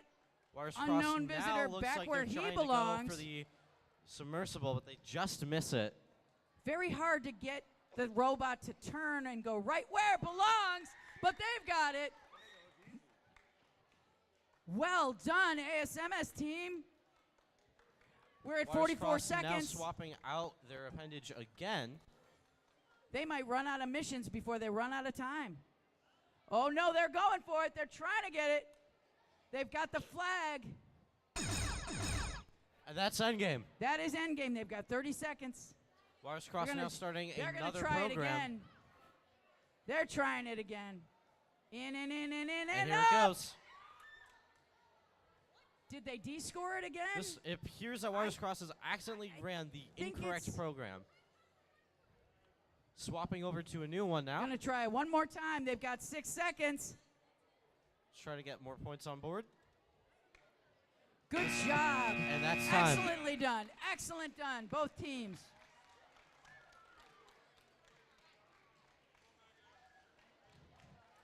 Wow, what an improvement through the day. You guys have done a great job.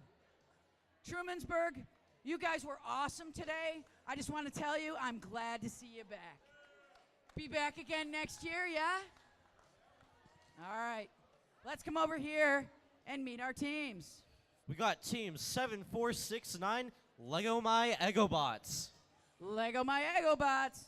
And joining them is 2, 2, 2, 5, 1, Children of Apollo.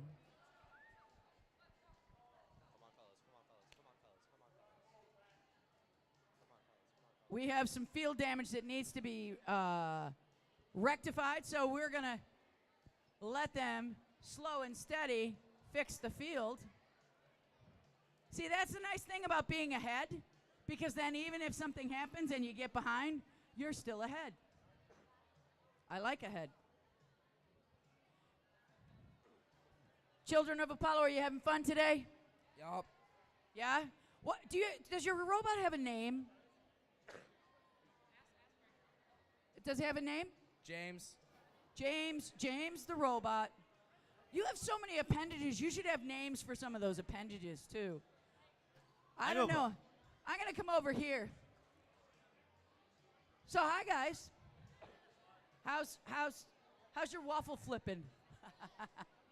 So your robot here, does it have a name? Yes. Quancher. Launcher? I like it. It's smooth like syrup, I gotta say. Should launch that score into the stratosphere here. I am really impressed with this guy because you guys have gotten your missions that you planned, and they work every time. That doesn't happen very often. The refs can look around and go, yeah, that doesn't happen. So it is pretty great that you guys are able to, as a young team, just 4 kids, making a great robot. Sometimes a smaller team is actually better. Are you guys all going to come back to Corning Robotics next year? Oh, yeah, right? And then when you get old enough, you can join one of those high school teams, join the Enderbots, right? Or TARDIS. Just saying. Or well, I suppose they could join TARDIS. Or Gorilla Bots. No, I'm just recruiting for my team right now, just saying. I need the best. Oh, you're going to be in 9th grade next year? So you can join the Enderbots, okay? Say Enderbots. Not TARDIS, not Gorilla Bots, just Enderbots, okay? Think okay, purple. You got the TARDIS pin on right now? Stay true to it. That'll get you. That'll get you places. Now, wait a minute. So, interesting story about TARDIS and Enderbots. Last week, we scored, no, last week? Was it last week? Last weekend, TARDIS and Enderbots scored the state record for FTC in the New York State. Yeah, I know. Broken well, earlier we today. Said it, and then we broke it with our second match, and then we were like, we should probably just stop right now, and we just kind of did the third match. But it was broken, so Gorilla Bots and Enderbots are going to have to break that at Corning, right? That's what we're doing. Or you guys could break it together at Peekskill next weekend. No, Broadalbane Perth. All right. Did we fix the field, refs?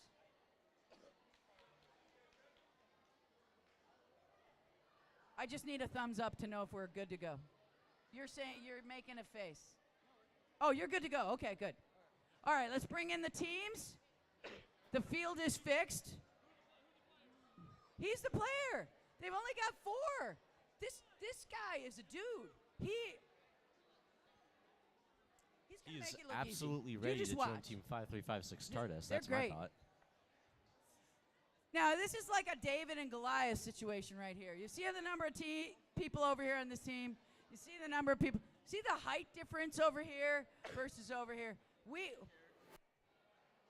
Now, we know Children of Apollo have gone to Worlds before, so they are a legacy team. They are, we just like look at them and go, wow, which is why you see all this kind of corporate knowledge of how to build appendages.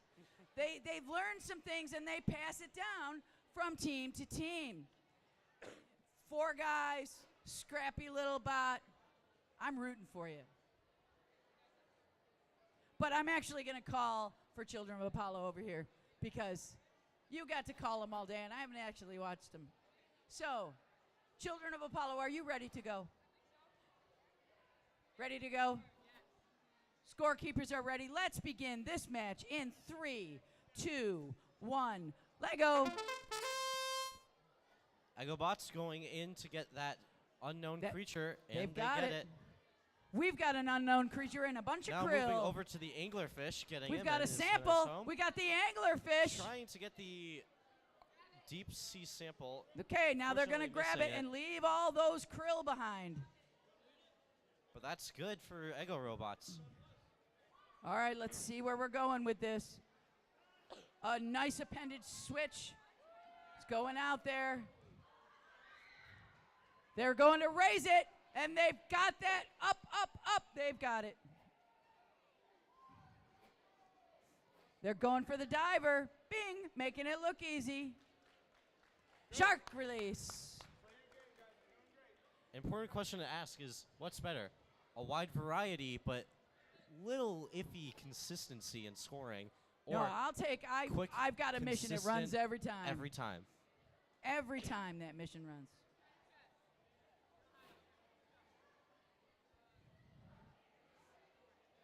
Children of Apollo, remember, are using that new kind of coding that gives them more. Flexibility in what they want to do with their Well, program. they can do nice arcs and do a ramp up that some of these other. Yeah, it's very hard to do a ramp up in the block coding. They're making it look so easy. Did they get it? No, it's just short. That shipwreck wrecked. Here we go. They're coming out one more time. They got 45 seconds, lots of time to run. They're going to feed that whale. He's very hungry. There's nothing in there, though. It's and we're at endgame. endgame. Are they going to go for sonar? Yes. Got they got that it. sonar. What we just saw is a good example on why it can be better to have multiple smaller appendages rather than one long one that does one long There we sequence. go. Handing over that submersible. As we just saw, Children of Apollo 7 didn't seconds. have any I think they're krill going to let that sit. stored up to score in their whale, so they had to spend time running that segment, and that's game. Nice job. They had to spend time running Children that of segment. Apollo, excellent job today. They had to spend Gentlemen, time. you are an amazing team, and I cannot wait to see how you do next year. And I'll sit and eat waffles with you. All right, let's come over here and meet our next teams. We have teams 7467 Easy Robotics. And joining them is 7478, which is Brickobots. Sorry about that. There's my Brickobots. All right. I'm going to take the Easy. You take the Brickobots. Sound good? Yes, absolutely. Okay, Easy Robotics, are you ready to go? You're ready to go. Brickobots, are you ready to go? Scorekeeper has got a thumbs up. Let's begin this match in 3, 2, 1. Lego. Brickobots starting off with a lot of energy, going in for the Easy's shark. got it all. Slightly grabbed. misaligned for it. Will they give They it a start second grabbing shot? it. They're losing pieces as they come home. Brickobots swapping over to a different program now, trying to go for a different mission. Seems like they're going for the scuba diver, Trying to get that but they're appendage slightly change. off again. Making it look easy. Now disassembling their appendage to go for a different mission. Or No, the you same. can't take those. Bricobots appears to be trying to get these masked up again, slightly off. It's a really difficult mission to do that. That one and send the submersible over, I think, are two of the hardest. Now with the hammer Okay, here, Easy Robotics looks like they're ready to go out again. They're going to be sending their ship down. That research vessel's going down and in. Nice job. Whoa, they might want to take swapping over appendages again. Bricobots going for another mission. It's good to be able to pivot from point to point. If something doesn't work the first time, and you don't have a whole lot of time left over, being able to swap over to something new can be really great. smaller or faster. Yep. Easy Robotics has got their next appendage on here. They're going to go for the unknown visitor. They've got it. Bricobots trying to get the anglerfish, and they get it. Grabbing some more krill. Trying to switch over that shipping lanes one. That's a very difficult mission. Adding an attachment to their appendage now. They've got some krill, but they are going to have to lose that because of touch penalty. Bricobots now trying to run in and get the submersible. Doing a quick appendage swap here. Looks like they're going to be going for their sonar. We're in endgame. 18 seconds to go. They've got Bricobots their now gets unknown the visitor. unknown creature. As they send Going it over for to the that dark sonar. zone, and they get Oh, it. they're getting caught on that darn shipping lane. 3, 2, 1. And that's the match. Easy Robotics, you did a great job today. You should be very proud of your improvements and your work. Bricobots, you're awesome. You did a great job today. You should feel very proud of what you did. Did you work as a team? Did you learn? Did you have fun? That's what I want to hear. All right. Next We're up, getting down here now at the end, sort of. Halfway up- through. Next up, we got 55819, the Beecher Bots 2. And 61309, which is the Ace Spots. Ace Spots right over here.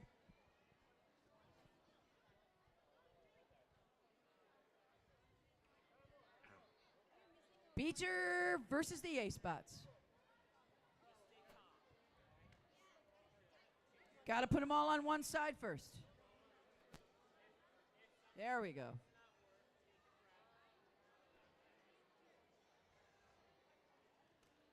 So we're having a great day here today. Remember that it's all about the fun, yeah? All about the fun. Gotta have fun. A little bit. A lot of the stuff here can be really challenging to do. So it is really a great achievement for these kids to be able to reach this level of competition and be able to perform so well. Well, and not only just to perform so well, but it is really terrifying when your whole team is waiting for you to push the button on the robot correctly. So being able to be a driver in this takes a special kind of somebody, because you got to be willing to put yourself out there, got to be willing to make a mistake, got to be willing to come back from that mistake and be calm and cool and collected under pressure. Oh, we're looking for Under pressure in the deep blue sea.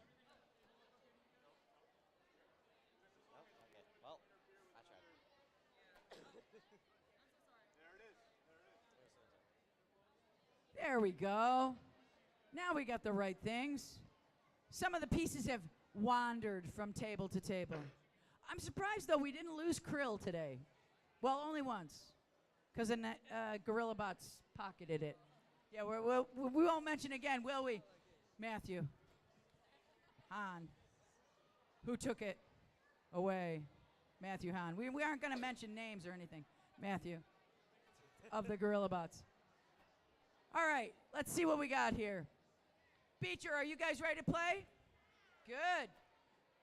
A-Spots, are you ready to play? Good. Scorekeeper's ready. Refs are ready. Let's begin this match in 3, 2, 1, go. And we got Beachbots going in for their Wow, that unknown is creature. a fast They get robot, but it's caught up on the flag, and his little arms are too short to reach all the way across the field. They've got that great block appendage to set it out correctly. Beachbots now going in for That what works. looks like. That works. They try to get the plankton sample. Accidentally grab it. They're going to go out again, going for some krill and sampling. They're going to send it down the other side Beachbots preparing to their a driver new team across the appendage. field. Looks like they're going to be sending it over to the other side of the field. Wow, that careful to robot has gotten a avoid the lot faster over artificial- the day. Being careful to avoid the artificial habitat as the robot comes over to their other home zone. These Now guys hot have a really swapping on- cool appendage that opens one way and blocks it the other, so it allows them to drive over and grab coral and samples. It's a pretty great idea, actually. It's a great mix of both mechanical. This one's got an extra set of wheels on it, which I find interesting. It's a great set of both mechanical and digital programming. Beachbots now getting their next appendage prepped up. Lots of time left, 1 minute left. Seems like they're going to be trying to gather up a bunch of krill and samples. They're going for that shark, and oh, just missed it. while and also now they're caught. maybe getting some more stuff. Attempting to get the water sample. I would try that one again if that was my team. Looks like they were a little misaligned. Making sure it's lined up is really hard. And that's endgame.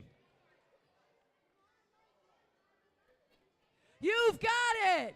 Nice job! A-Spots, excellent job. Those nice slow programs will do it every time. Beachbots getting their next appendage on.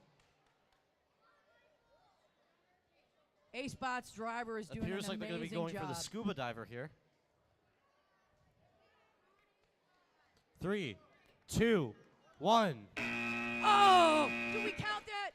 Please, ref, say that counted. Please. Please.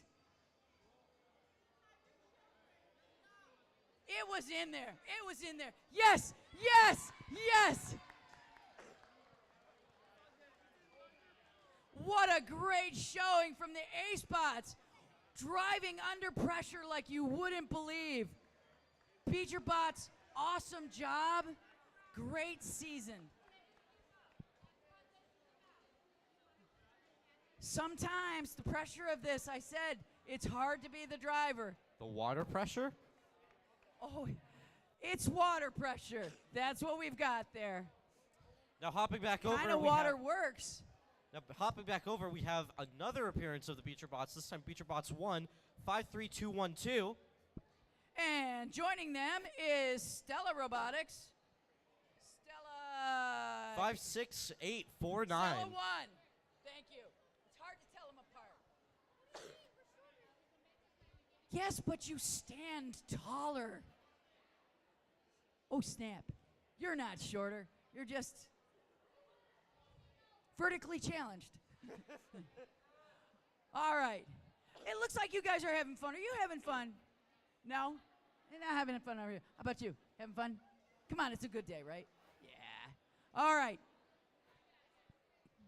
Beecher 1, are you guys ready to play? Stella 1, are you ready to play? All right. Scorekeepers are ready. Refs are ready. Let's begin this match in 3, 2, 1, go. Starting off Stella 1. Driving There we go. forward, Oh, they almost had it with Slightly them. missing their anglerfish. Are going to try to reline That is up. just going round and around and around. Getting a nice constructed jig up. That way they can get the proper angle to launch. It looks like they're missing some wires on that one. And Stella is off. Again, slightly off from that So it anglerfish. looks like they took out one of their sensors, maybe, and they've got a wire sitting out there. So now going for the unknown. Oh, they creature. try for the shark and they just miss it. They're going to try for the coral and still having a trouble. Slight turn to the left. They're here going for to try Stella. this again. Trying the unknown creature again. This time they get it. They're going for the shark again. Just missing it. Just missing it. All right, they're going to take a breath. They're going to take a breath, look at, see where they're going. They're going to line it up swapping right. out to They're a going to new get it going. appendage. They've got this. I believe in you. Kind of looks like a fly swatter. I believe in you, Beecher One. You've got it. It's going to work this time. Or maybe not. That appendage should either Got lots of slap time. We got a down- minute. That appendage Got a minute. should Got a either whole slap minute down left. maybe the shark, maybe it's the coral reef, maybe it's the coral buds, You maybe got it's this, you going got to this, you lift got this. the submersible up over to the other side of the field. Looks like they're going for the submersible, Almost, and they almost almost. get it. Do you want to take that and grab it? Their flag is down. You will you'll notice a couple of little Oh, so that flag Yellow. is down. Yeah, that counts. that counts towards points. They're driving across the field now, waiting for it to clear. They're good. That's end game. Stella now lining up for Driving another across to run the other with side. The same appendage. 24 seconds. You can do this, teams. 24 seconds is a lot of time. Flipping their appendage over. They're going to try and And get starting that their program. visitor in the deep water. Trying to get their shark out of the cave. Slightly off aligned. Almost. We're looking at 4, Almost. 3, 2, 1, one. 0. And that's the match. Beecher, you guys did a great job today. I loved how you didn't give up when the going was tough. Excellent, excellent job. Stella, I can't say enough good things about your driving here. You did a great job, and that's a nice robot. You should be proud of yourself today. Entering our second to last match today, we have Team 61933 Stella HQ. It's the HQ, and joining them is Severin Roadrunner Robotics. That is Team 67693. All right. HQ, are you ready to play this game? They were born ready. Roadrunners, are you ready to play this game? We're going to let the scorekeeper go here because he's still looking down. I'll wait for that thumbs up. Scorekeeper's ready. So let's begin this match in 3, 2, 1, go. HQ driving forward with looks like a little pointy There we thing. go. They've got it off. They get Can they get it back? they get their unknown creature off the board with their wheel. Now it looks like they have a little scooper thing here. Looks like that's going to be designed to They're get going the for that submersible angler over fish. to He the other just side missed. of the field. Think they're going to take that touch and go again. And they start their I program. would try that one again. They're going to do a little Pushing appendage through the unknown creature and swap. such. Looks like they're slightly misaligned, unfortunately. They're coming in for that angler fish. Did they get it? I think they did. We'll have to wait for what the ref says. Realigning to hopefully I don't know if it was get far enough. realigning to hopefully get the submersible over. HQ goes again. How about these drivers? They're pretty awesome. HQ's robot just slightly short of the submersible. Oh, so close. Just off a bare touch. HQ now planning to send the robot over to the other side of the They're field. going to try this again. To use They want their that submersible sent shovel over. as maybe They something to want it bap a so shark bad they out of can a taste cave. it like salt water.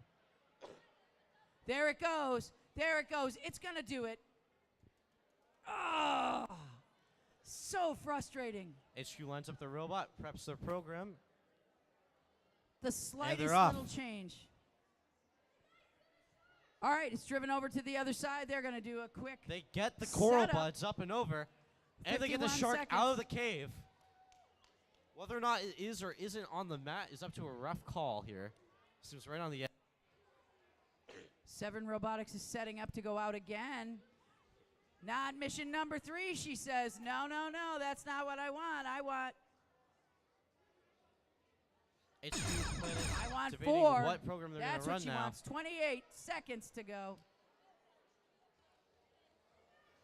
They've got that shark. Nicely done. Shoes off. Nicely done. Making it They look hit so the easy. artificial A habitat, little bit of. unfortunately. Taking the robot back into the home area. I like the little jig at the end where it just like dances around. We got 7 7 seconds left. Stella trying to get the submersible up and over again. This time, will they get it? No. So close. Stella HQ, you guys have done an amazing job this season. I'm really proud of your work and I love your robot.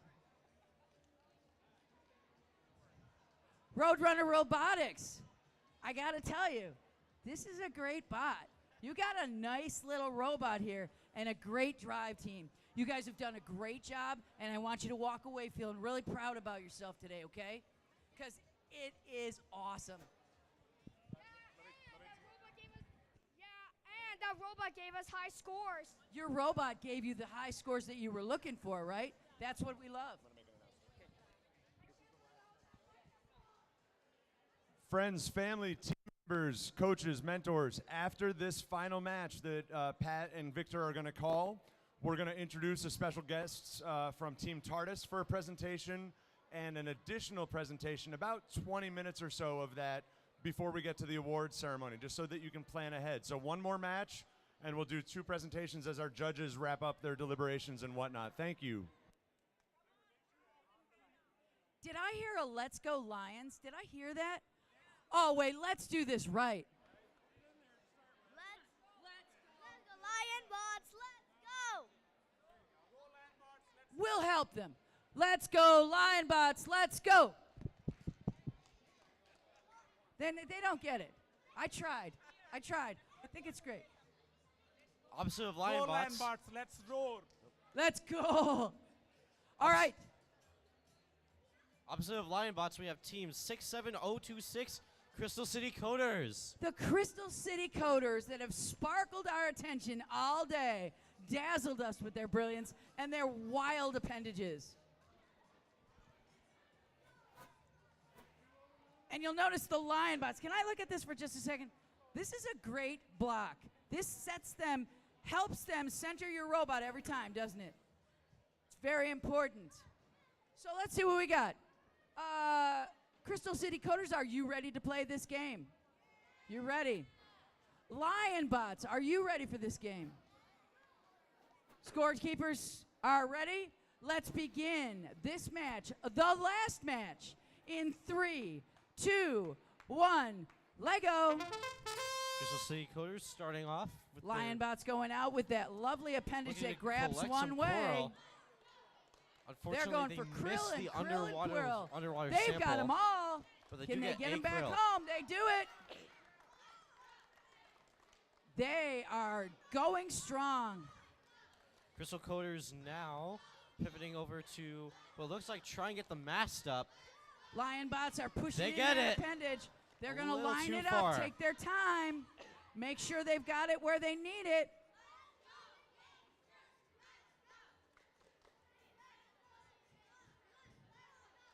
Up and over, Crystal City making Coders it look prepping their easy on next that. program. Change the shipping lanes. It looks like they're going to try and get the coral buds up. They get it. And This they is- get the shark out of the cave. Will they get the coral reef? No. This Close. is quite a large appendage that the Lion Bots have now. Going out.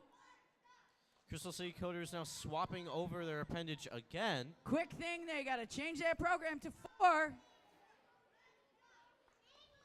There it goes. Crystal City Round Coders and round that sonar goes. They've got it. looks like they get caught on the artificial Nicely habitat. done, Lion Bots. Wow. Making Crystal it City look Coders easy. now pivoting over their appendage. Looks like they're going to try and scoop up a bunch of krill to set up, dumping those krill into their thing. They do get the unknown creature, and they get one more krill as well. We're lining up now. We're looking at 40 They're gonna seconds send now. this out. Crystal City Coders getting all 3 They've pieces got of that. coral and their robot and All setting right, up and their home it comes. endgame. 30 seconds. They're now setting up their krill dumper to get krill into the whale. 19 seconds left. With their appendage set up, they're off. Sadly, they're a little misaligned from their 8, whale. 7. 4, 3, 2, 1. Oh, it just misses. Ah. Just too late. You could have got that. 2 seconds more. Lionbots, you did a great job. You did a great job this season. Your appendages are amazing. Your teamwork is amazing. And your drivers are awesome. Great job. Crystal City Coders, you guys as a new team did amazing. Your appendages are awesome. Your robot is awesome. But what I like most about your team is your teamwork. You did a great job today, and you should walk away proud.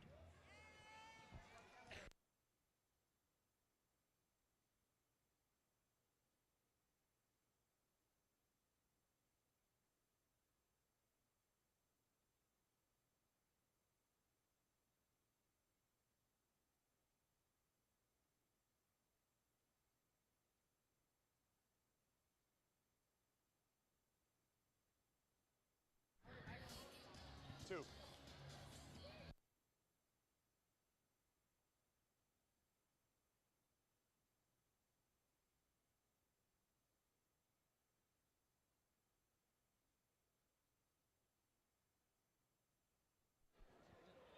All right, as we tally up those final scores, we want to make sure those kids have time to do that. We're going to transition here in just a couple minutes into a presentation from Team TARDIS and a presentation from one of their alumni. We'll get into that. I'll make those introductions in just a couple of minutes. Can we give a hand to Pat Killian and Victor Rusev for their game announcing all day long? I know from experience, it's a lot of talking, but they're both talkers. We are kindred spirits, yeah. Coaches and parents that are paying attention to me right now, one order of business. There is an awards ceremony after these presentations. The general flow of traffic is going to be through the midfield. We do a little high five line. You can see we're going to push these tables forward, and so traffic will be here. So team members and coaches, if you hear your name called and whatnot, then we'll push you right on through as we get towards awards. We'll be back with you guys in about 5 minutes. Hang tight.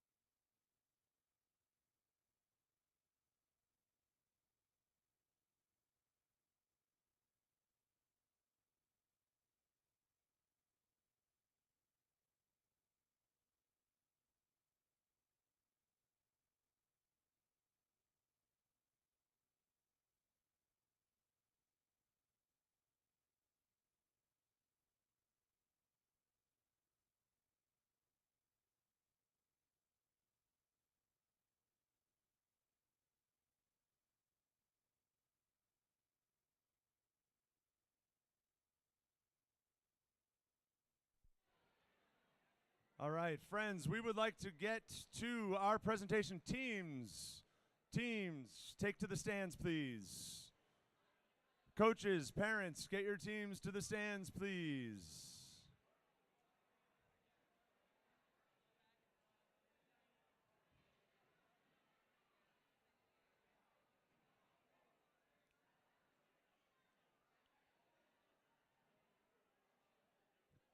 Coaches and parents, please get your teams to the stands. Thank you very much.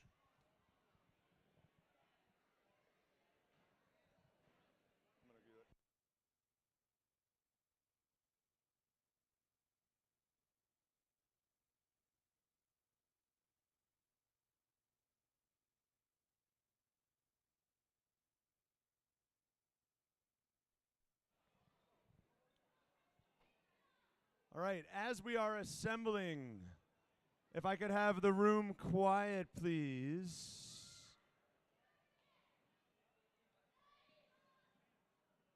It is my pleasure to introduce 3 team members, veterans of one of the Corning Robotics First Tech Challenge teams. All of you that are out here today, all of you team members, you work on what I describe as the shoebox bots. All of your robots are basically the size of a shoebox or a loaf of bread. The team behind me, they get to work with the microwave robots.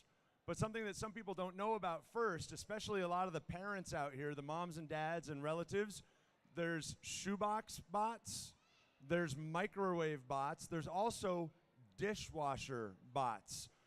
That's called FRC, and these guys might get a little bit into that. I want to introduce to you Dean and Isaac and Nicole. They're members of Team TARDIS.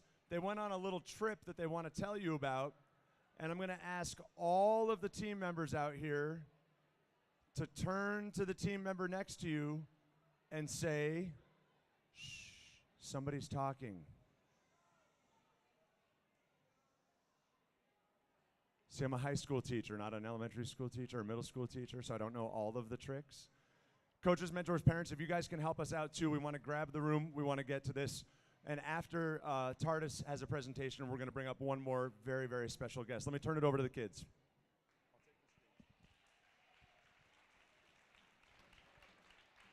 All right. Good afternoon, teams. We are Team TARDIS 5-3. We are an FTC team that is first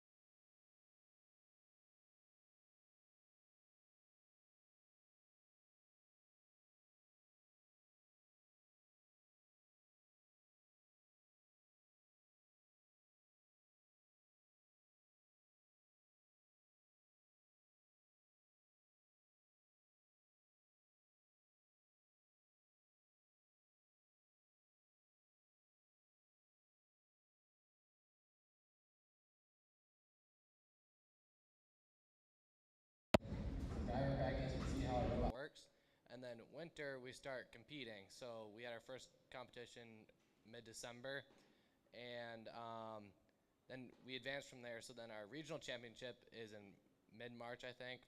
And then if we advance from there, it goes to late April at Worlds in Houston, Texas. Yeah, so robotics for us is a lot more than just the robot. We do a lot of STEM and community outreach, which is what we're doing right now. And so we have a couple different programs that we typically host. We have our elementary schools where we go and, we just visit.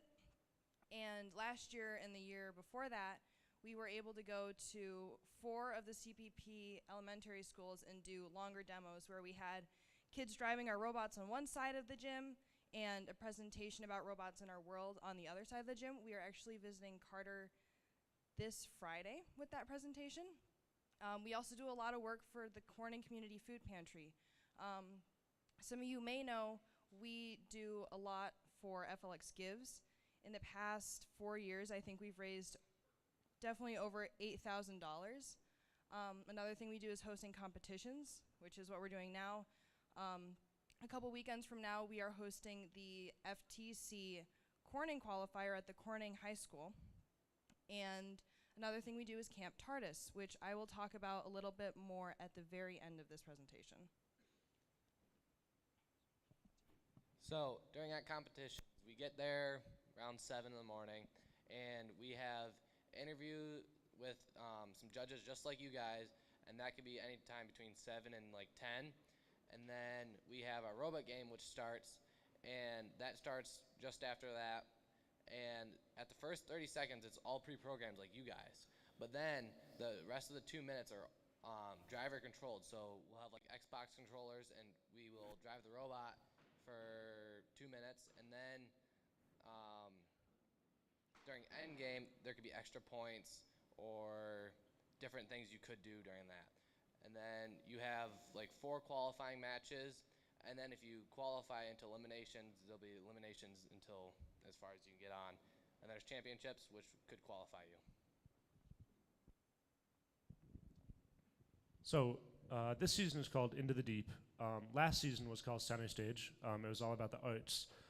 So this is the game that we advanced to Worlds from in last April of 2024. So the game rules, the backdrop, the rectangle in the middle there, you can see the pixels. They're little plastic hexagons. Those of you that are driving over here should know what those are. On the left is our robot Artemis. Artemis, you're able to pick up 2 pixels at a time, and then you drive them, and the backboard was slanted, so you drop them at the top, and they would kind of plinko down if you design your robot that way. On the top right is us and the Shark Bots and the Robo Vines. Those were the 3 FTC teams from the New York Excelsior region that advanced to Houston with us. And both of them are competing today up in Albany. Yeah, so our journey to Worlds, because we won in December, we were able to, let me take a step back. Because we advanced to the regional championships in December, we were able to dedicate a lot of the rest of our season to outreach, which ultimately contributed to our ability to win the Inspire Award at regionals. So the Inspire Award is given to the best team, or the most well-rounded team, so who has a great portfolio, who has great outreach, great robot performance. So we were able to win first Inspire, and that brought us to Worlds. Those bottom pictures there of the little gorilla and the Enderman and the beaker, that was our way of representing our sister teams at Worlds. I kind of did a series on Instagram of TPT, the Plushie 3, and I brought them all around in my little belt all around Worlds so that they could be there with us. Yeah, so at Worlds, it's obviously called Worlds, it's the World Championship. There are teams from all around the world. We competed with a team from Romania against a team from California and Australia in our very first qualifier at Worlds. We met teams from Taiwan, from China, Australia and Romania, Nigeria, Libya, all over the world. We were able to share our story with them and also help out a couple teams. I got in contact with a team from Michigan, and I've been helping them throughout this season because we met at the World Championships. On the left here, you can see the pit interviews with the judges. You get a couple different panels as you go around throughout the multiple days. It's a 4 or 5 day competition. There's about 300 teams at Worlds, one of which was the Tech Divas from Nigeria. They have a very hard time buying parts because it's very hard to ship things from the US to Nigeria. So we gave them some of our spare wheels because they had no ability to get them. So that's just an example of ways that we support other teams. Yeah, so at Worlds, it's like a 4 or 5 day long event. So there's lots of driver practice and strategy that goes on between matches. And like on the bottom picture, they're looking at how the robot hung or something like that. And so they'll talk with all their opponents or match partners during in between the matches to strategy on how they want to compete together and who wants to do which way. And then we have a good maintenance program, I guess, where we always check over the robot and check all the nuts and bolts and motors and stuff to keep it running, so less failures during the competition. So during our competition matches, there's a lot of communication that has to happen. I'm the driver coach for TARDIS. There's 2 drivers, a driver coach, and a human player. I'm the driver coach, so my job is to not look at our robot, but look at the whole field in general and be able to tell my 2 drivers where to go, what's the best strategy, because they're so locked in on just focusing on our robot. I also have to communicate with our alliance partner so that we can coordinate who's doing cycles when and the most optimal way to score points. On the right is a team picture with our alliance partner, Mystery 2. They're from Taiwan. And on the left in the photo is Even. She speaks Mandarin, and so she was our interpreter for us so that we could communicate with Mystery 2 during our match. Yeah, so we learn a lot at robotics. These are the top 4. So we learn collaboration, we learn teamwork, how to effectively work with other people without making anybody mad.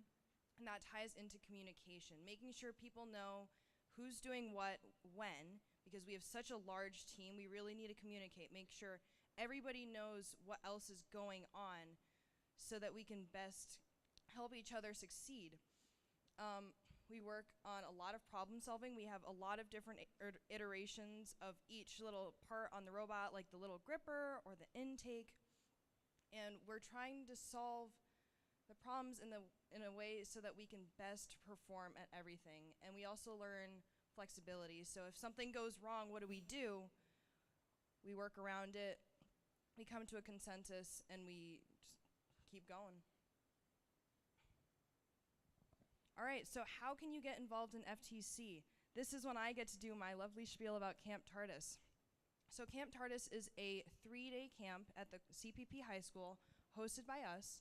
It is for 7th and 8th graders interested in pursuing a career in FIRST and doing FTC at our robot level, I guess. So this year it is over winter break. It is February 17th through 19th. If you're interested, I have a whole bunch of flyers here. They're kind of spread out throughout the bleachers as well. If you are a younger student and you're a sibling of somebody, or you're just here to watch and you're not really sure how to get involved in FLL or FTC, if you email us there, we can put you on the mailing list for when those registrations come out. We're happy to do that. Same thing for FTC. If you go to Camp TARDIS, we will send you the registration for signing up for FTC. And yeah, that's all I have. How about a hand for TARDIS?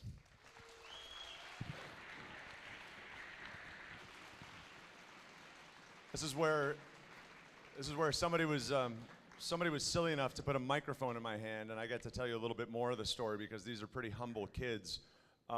We with the GorillaBots and Enderbots are so generously supported by Corning Incorporated. I know many of you have connections with the company. They are part of a league of 7,000 teams globally. 7,000 teams from, again, Romania, Australia, Israel, all the rest. These kids placed 49th last year on the entire planet. They're pretty good at what they do. They're pretty good at what they do. I'm going to invite the three to exit stage that way because we are bringing on somebody that knows a little bit about robotics and is very good at what he does. Isaac, Nick, if you'd support Will there if he needs any help. I'm going to introduce to you a friend, a former TARDIS team member, Will Boychuk. He's a graduate of Corning Painted Post High School, class of 2020. He graduated at home, if you know, you know. And Will is the founder of Uplison Robotics, also of QTAI. This guy, I used to say this kid, I can't anymore because his beard is better than mine, but this guy is an inspiration for TARDIS and really for all of the teams, both within Corning Robotics, but also within the Excelsior region. I'm not sure if the kids spoke about it, but we in Excelsior are part of a 108-team league that is all of New York State. They're looking at the robot now, not me anymore. That's all right. All of New York State minus New York City and Long Island. And through Will's company, Uplison, this year, he's made a choice, because he's not going to say this himself, because we're very, very proud of what he's done. He has put money on the line to support up-and-coming teams that need to buy a few motors or need to work with new command hubs and things like that. Straight from Uplison, knowing what TARDIS gave him to get to this place, he's giving back within Excelsior, and we think that's absolutely fantastic and super honorable.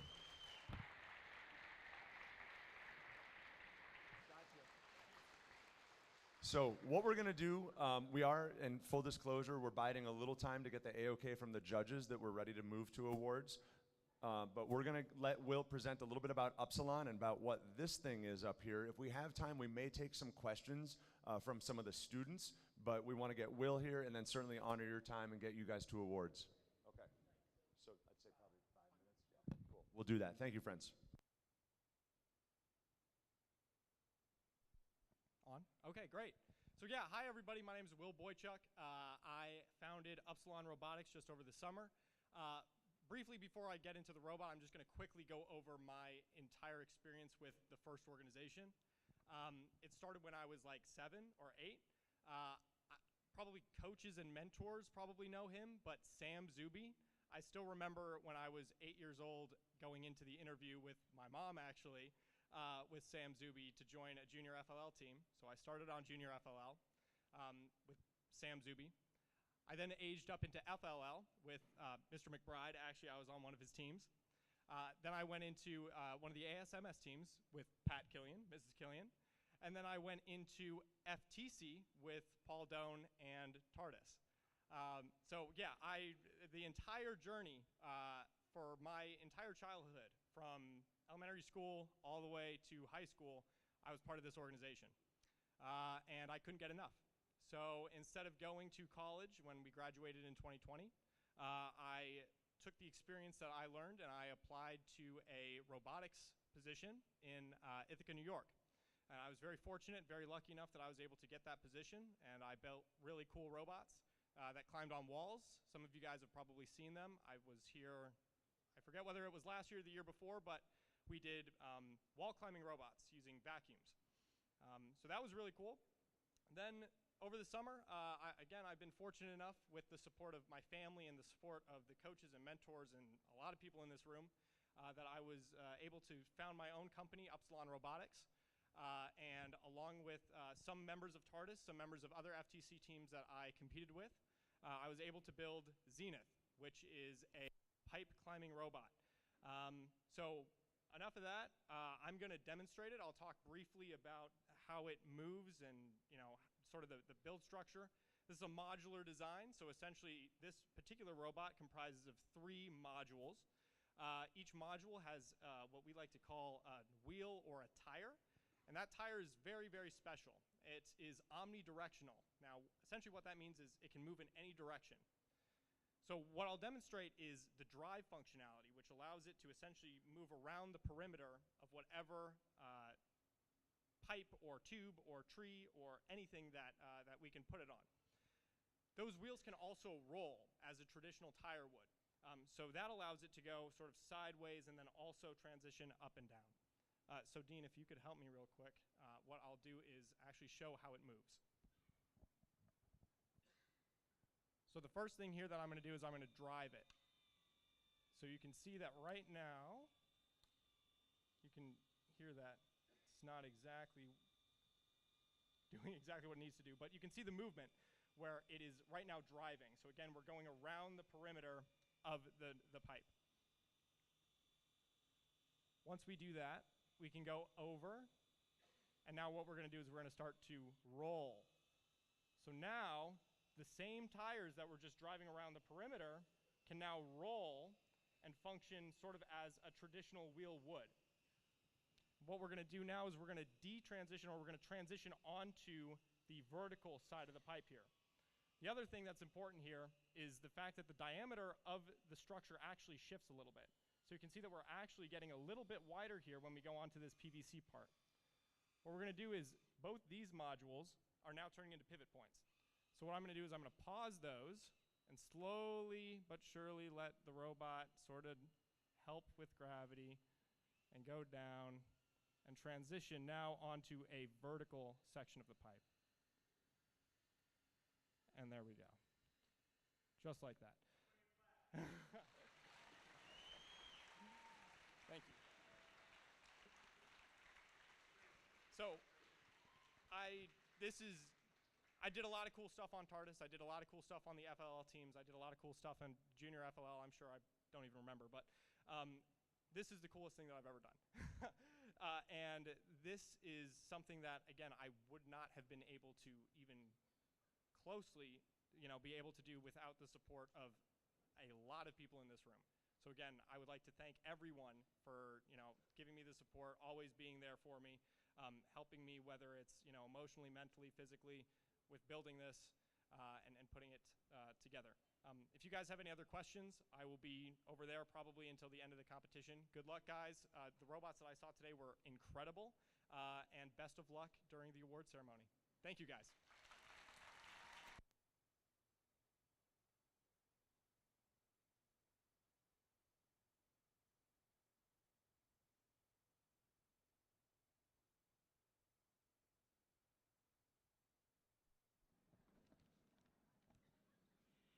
Teams, did you have fun today? Did you learn something today? Did you make a new friend today? No? Oh, you're clearly not doing it right. Then I'm done here. That's it. No.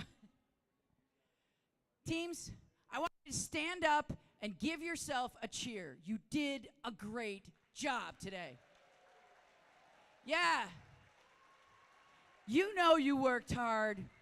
You know that your hard work and determination got you to where you are right now. Everyone in this room is a champion. I was looking at the robot scores, and I can tell you, back when I was a robot coach, if you got 90 points, you could advance. And if you look at our teams, everybody improved their scores, and everybody got above that magic threshold. You're amazing.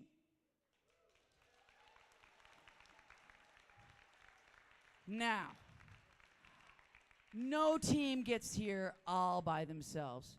Coaches, could you please stand up and we can congratulate you for an awesome job. Coaches work hard, making sure all of these kids stay on track, make sure they're learning, having fun, and being gracious professionals. And we can't do it without you. All right.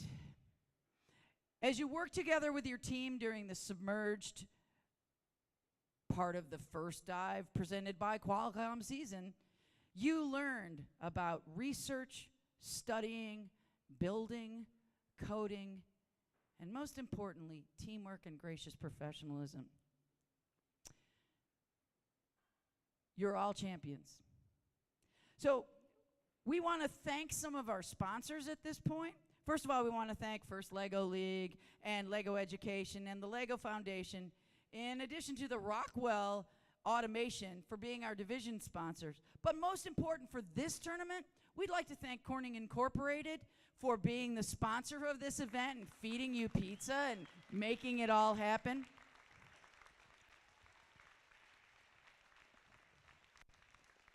Now, before we get to the awards, there's one more group we need to recognize. Our volunteers. Volunteers are amazing. From student volunteers to adults, all of these people gave their day to make your day better. All right. Thank you, thank you, thank you. There are no words except, well, thank you.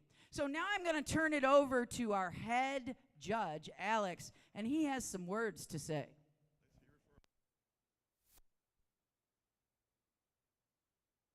Does this work? There we go. You got to put the switch all the way to on if you want it to actually hear your voice.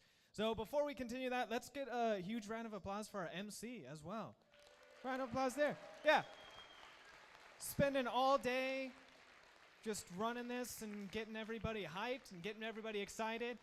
And that's a lot of talking and a lot of words to do. So mad respect to that.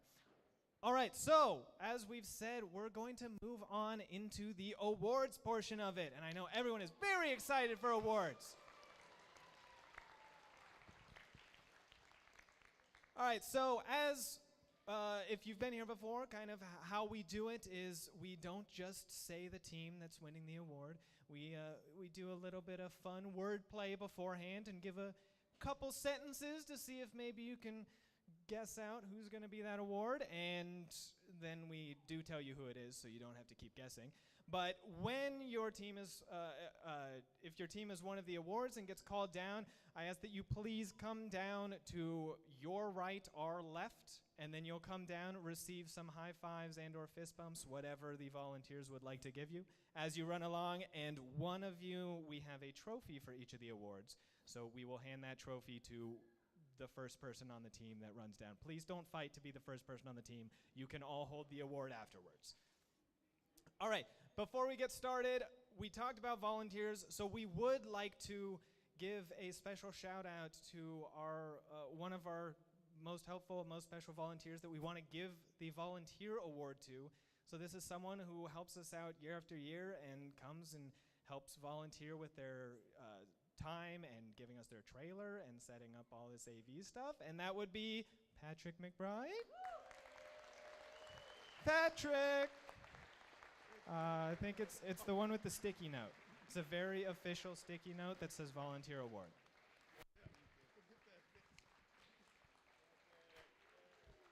Thank you, Patrick. All right, the next award that we have here is going to be the Coach and or Mentor Award.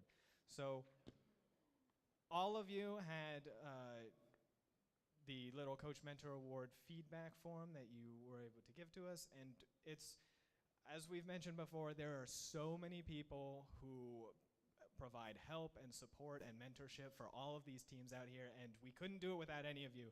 And reading the feedback that your teammates and your co-mentors and your parents and all of those have given it's wonderful to read all of that feedback and all of the impact you have on the students and the families and just the teams here. But we do have to narrow it down to one individual to give the award to. So our Mentor Coach Award, we would like to call down Stephanie Marchanda. And I really hope I said your last name right. If I didn't, I apologize, but we do have a trophy for you as well.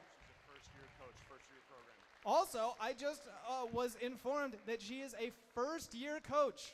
First year with this program.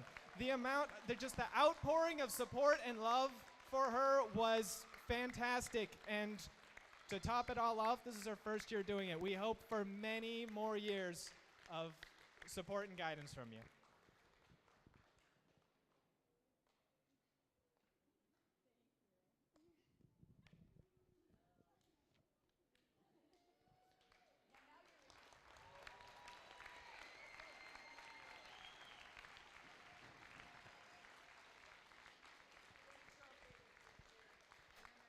All right, now we're getting into the team awards. Also, for the volunteer and the coach, I apologize I didn't have fancy little descriptions for you beforehand because you're normal people and it's very personal and I don't want to do that to you. So, we're going to go ahead and get started with the team awards. So the first award that we're going with is the Core Values Award. So the Core Values Award is awarded to the team that best showcases the core values that we preach and talk about in LEGO League.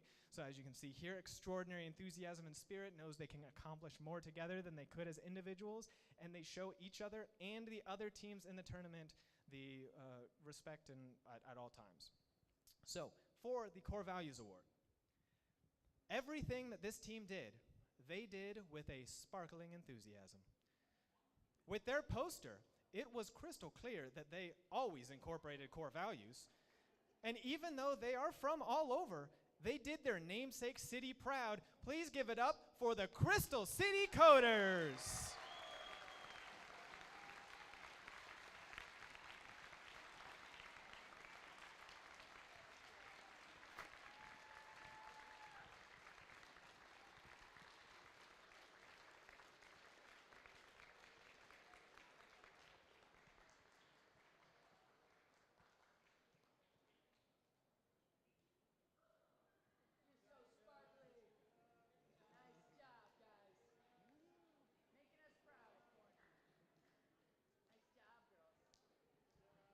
I always want to say thank you to the teams that have names with words like crystal in it, because let me tell you, it really helps coming up with wordplay for these things at the end.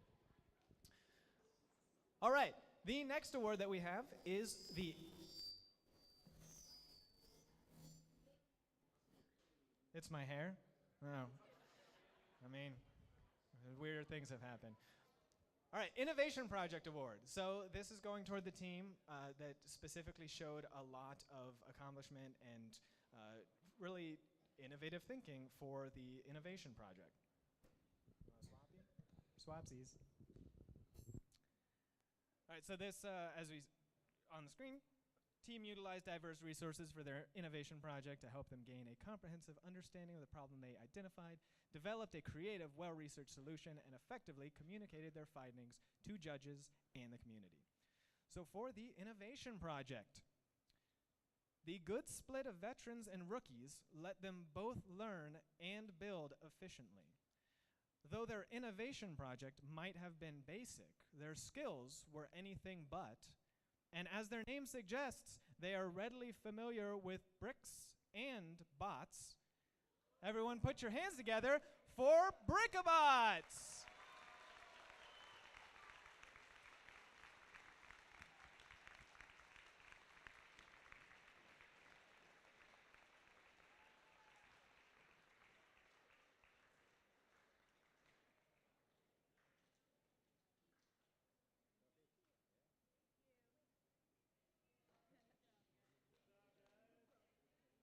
Also, their innovation project wasn't basic. It was about like pH and acids and stuff. So that's a chemistry joke for those of you in the audience.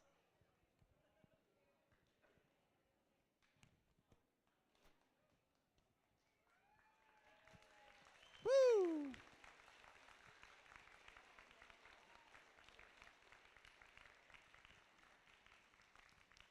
All right, the next award is the Robot Design Award. And as you can probably guess by the name, the Robot Design Award is fairly self-explanatory. It is about the team that showed outstanding robot design, programming, efficiency with their attachments, innovation with their build, all of everything related to having a very unique, special, effective robot and communicating that effectively to the judges during their presentation session. So, for the Robot Design Award, whatever this team puts their mind to, the results will most assuredly be stellar. Though they sound out of this world, they had no problem diving deep. And if I could use only one word to describe their robot score, it would be super. Give it up for Rio Supernova! Another team that is really easy to write things for because it's outer space.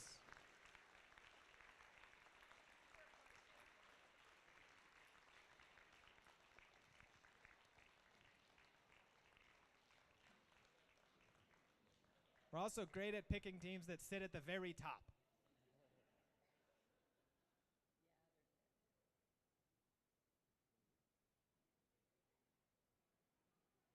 Feel like I should have brought some filler material while they walk down the stairs. It might get fishy.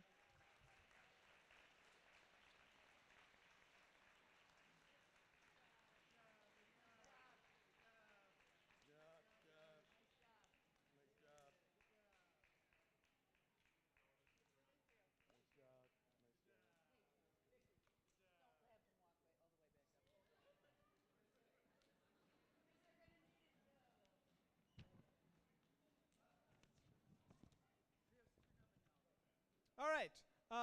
So the Robot Performance Award, that goes to the robot team that performed the best in the Robot Challenge and scored the most amount of points.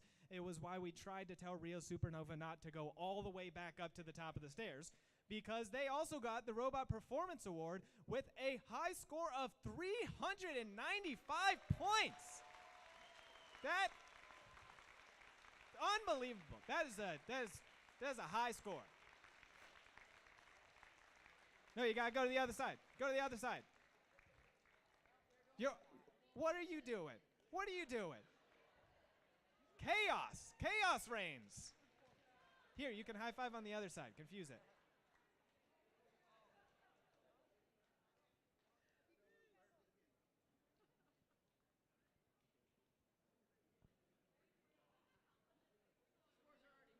I've got an uprising over on the right side of judges over here.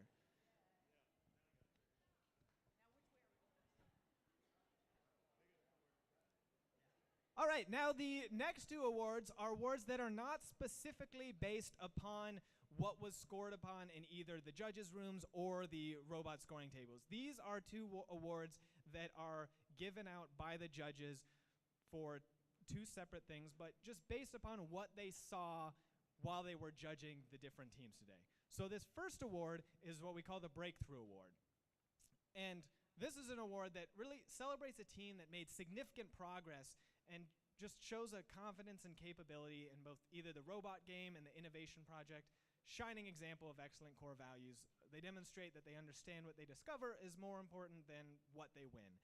So this is just a team that maybe they didn't score the highest in everything, maybe they didn't get great scoring on the robot game, but we could just see embodied in them that they really understand the values of what they're trying to learn in the first LEGO League. So, for the Breakthrough Award, although this team was new, gracious professionalism surrounded them like a reef. Even when some of their team members got anxious, they didn't lose their cool. And though there aren't any roads in the ocean, this team had no problem running with the theme. Everyone give it up for the Roadrunner Robotics.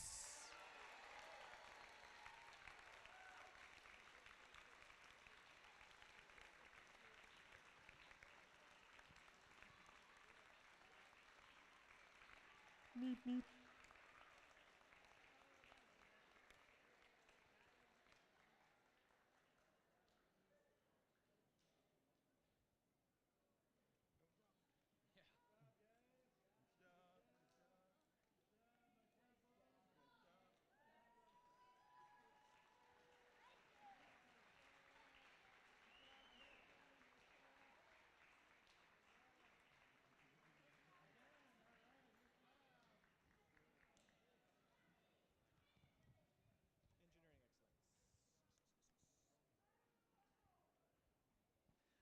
All right, this next one is the Engineering Excellence Award. So this, oh, we got one more? You want a high five? No? Is it my hair? It's the hair and the squid? We got too many weird hats over here?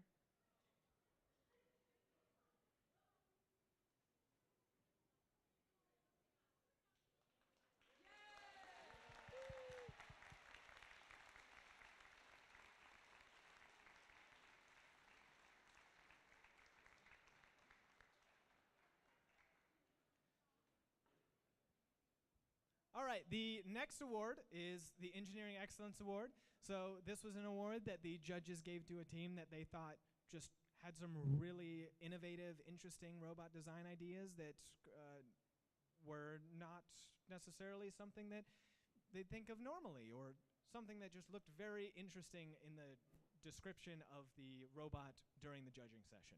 So celebrates a team with officially designed robot, innovative project solution, and great core values evident in all they do. So for this team, whenever there was a problem to be solved, this team rushed to solve it.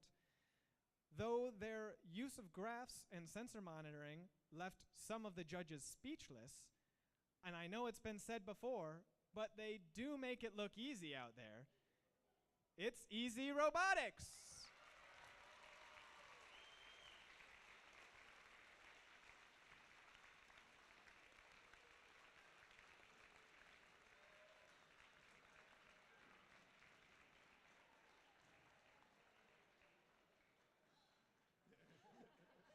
The look of astonishment on that face when grabbing the maybe terror, maybe also terror.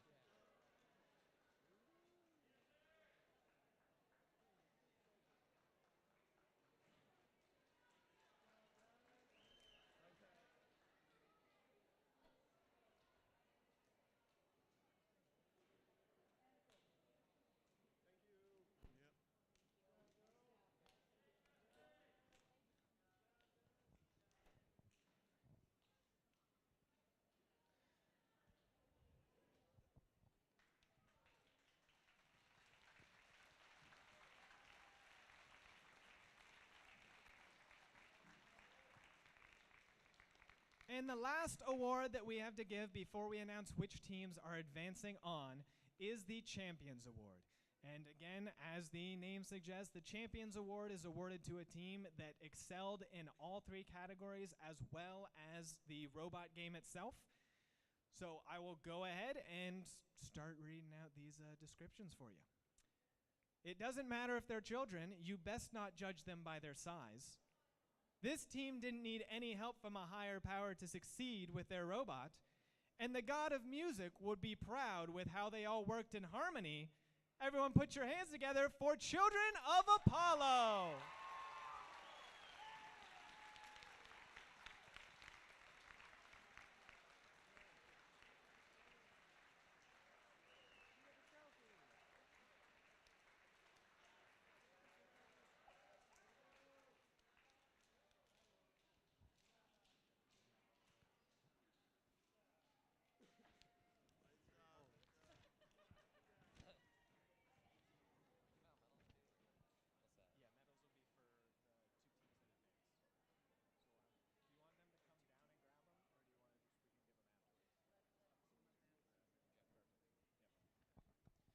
All right, now we will get to the point where we are going to announce which two teams are going to be advancing on to the next level of the, I believe it's the regional championship is what they're advancing on to.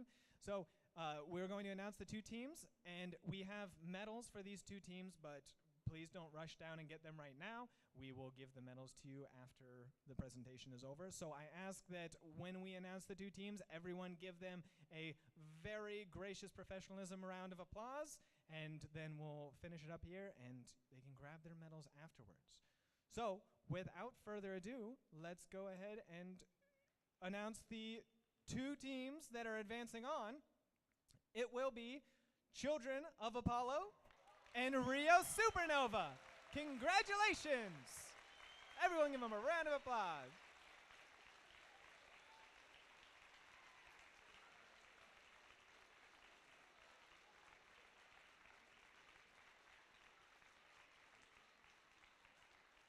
Congratulations to Children of Apollo and Rio Supernova. We wish you the best when you continue on. And for all the other teams that were here, you did an amazing job. We loved watching you compete. We loved listening to the innovation projects, the robot design, everything. All the work that you've put into it was nothing less than astounding. So just another round of applause for every team that was here.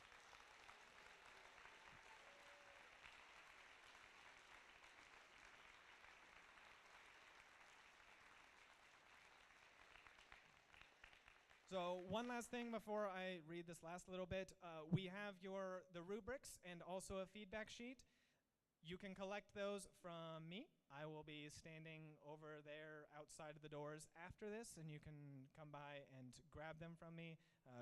As a reminder, I am the one with purple hair. If you can't find me, that's how you find me, and I will give you your rubrics. So to finish this up, this concludes the awards ceremony for this year's season, Submerged, which is part of the first dive presented by the Qualcomm season. Please join me in congratulating all the teams on their fantastic performance. One more round of applause. Can never applaud for the teams too much.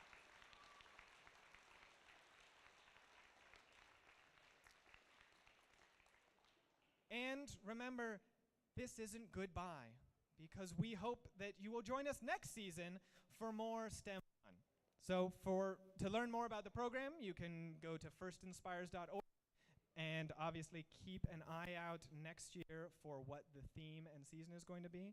And thank you all for being here. Thank you for supporting all of your amazing students and children and being here as mentors, volunteers, coaches.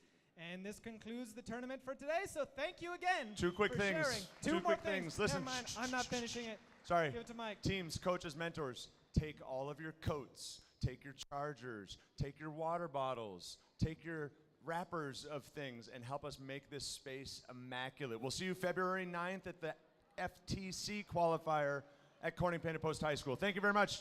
Gorilla Bots, TARDIS, thank you.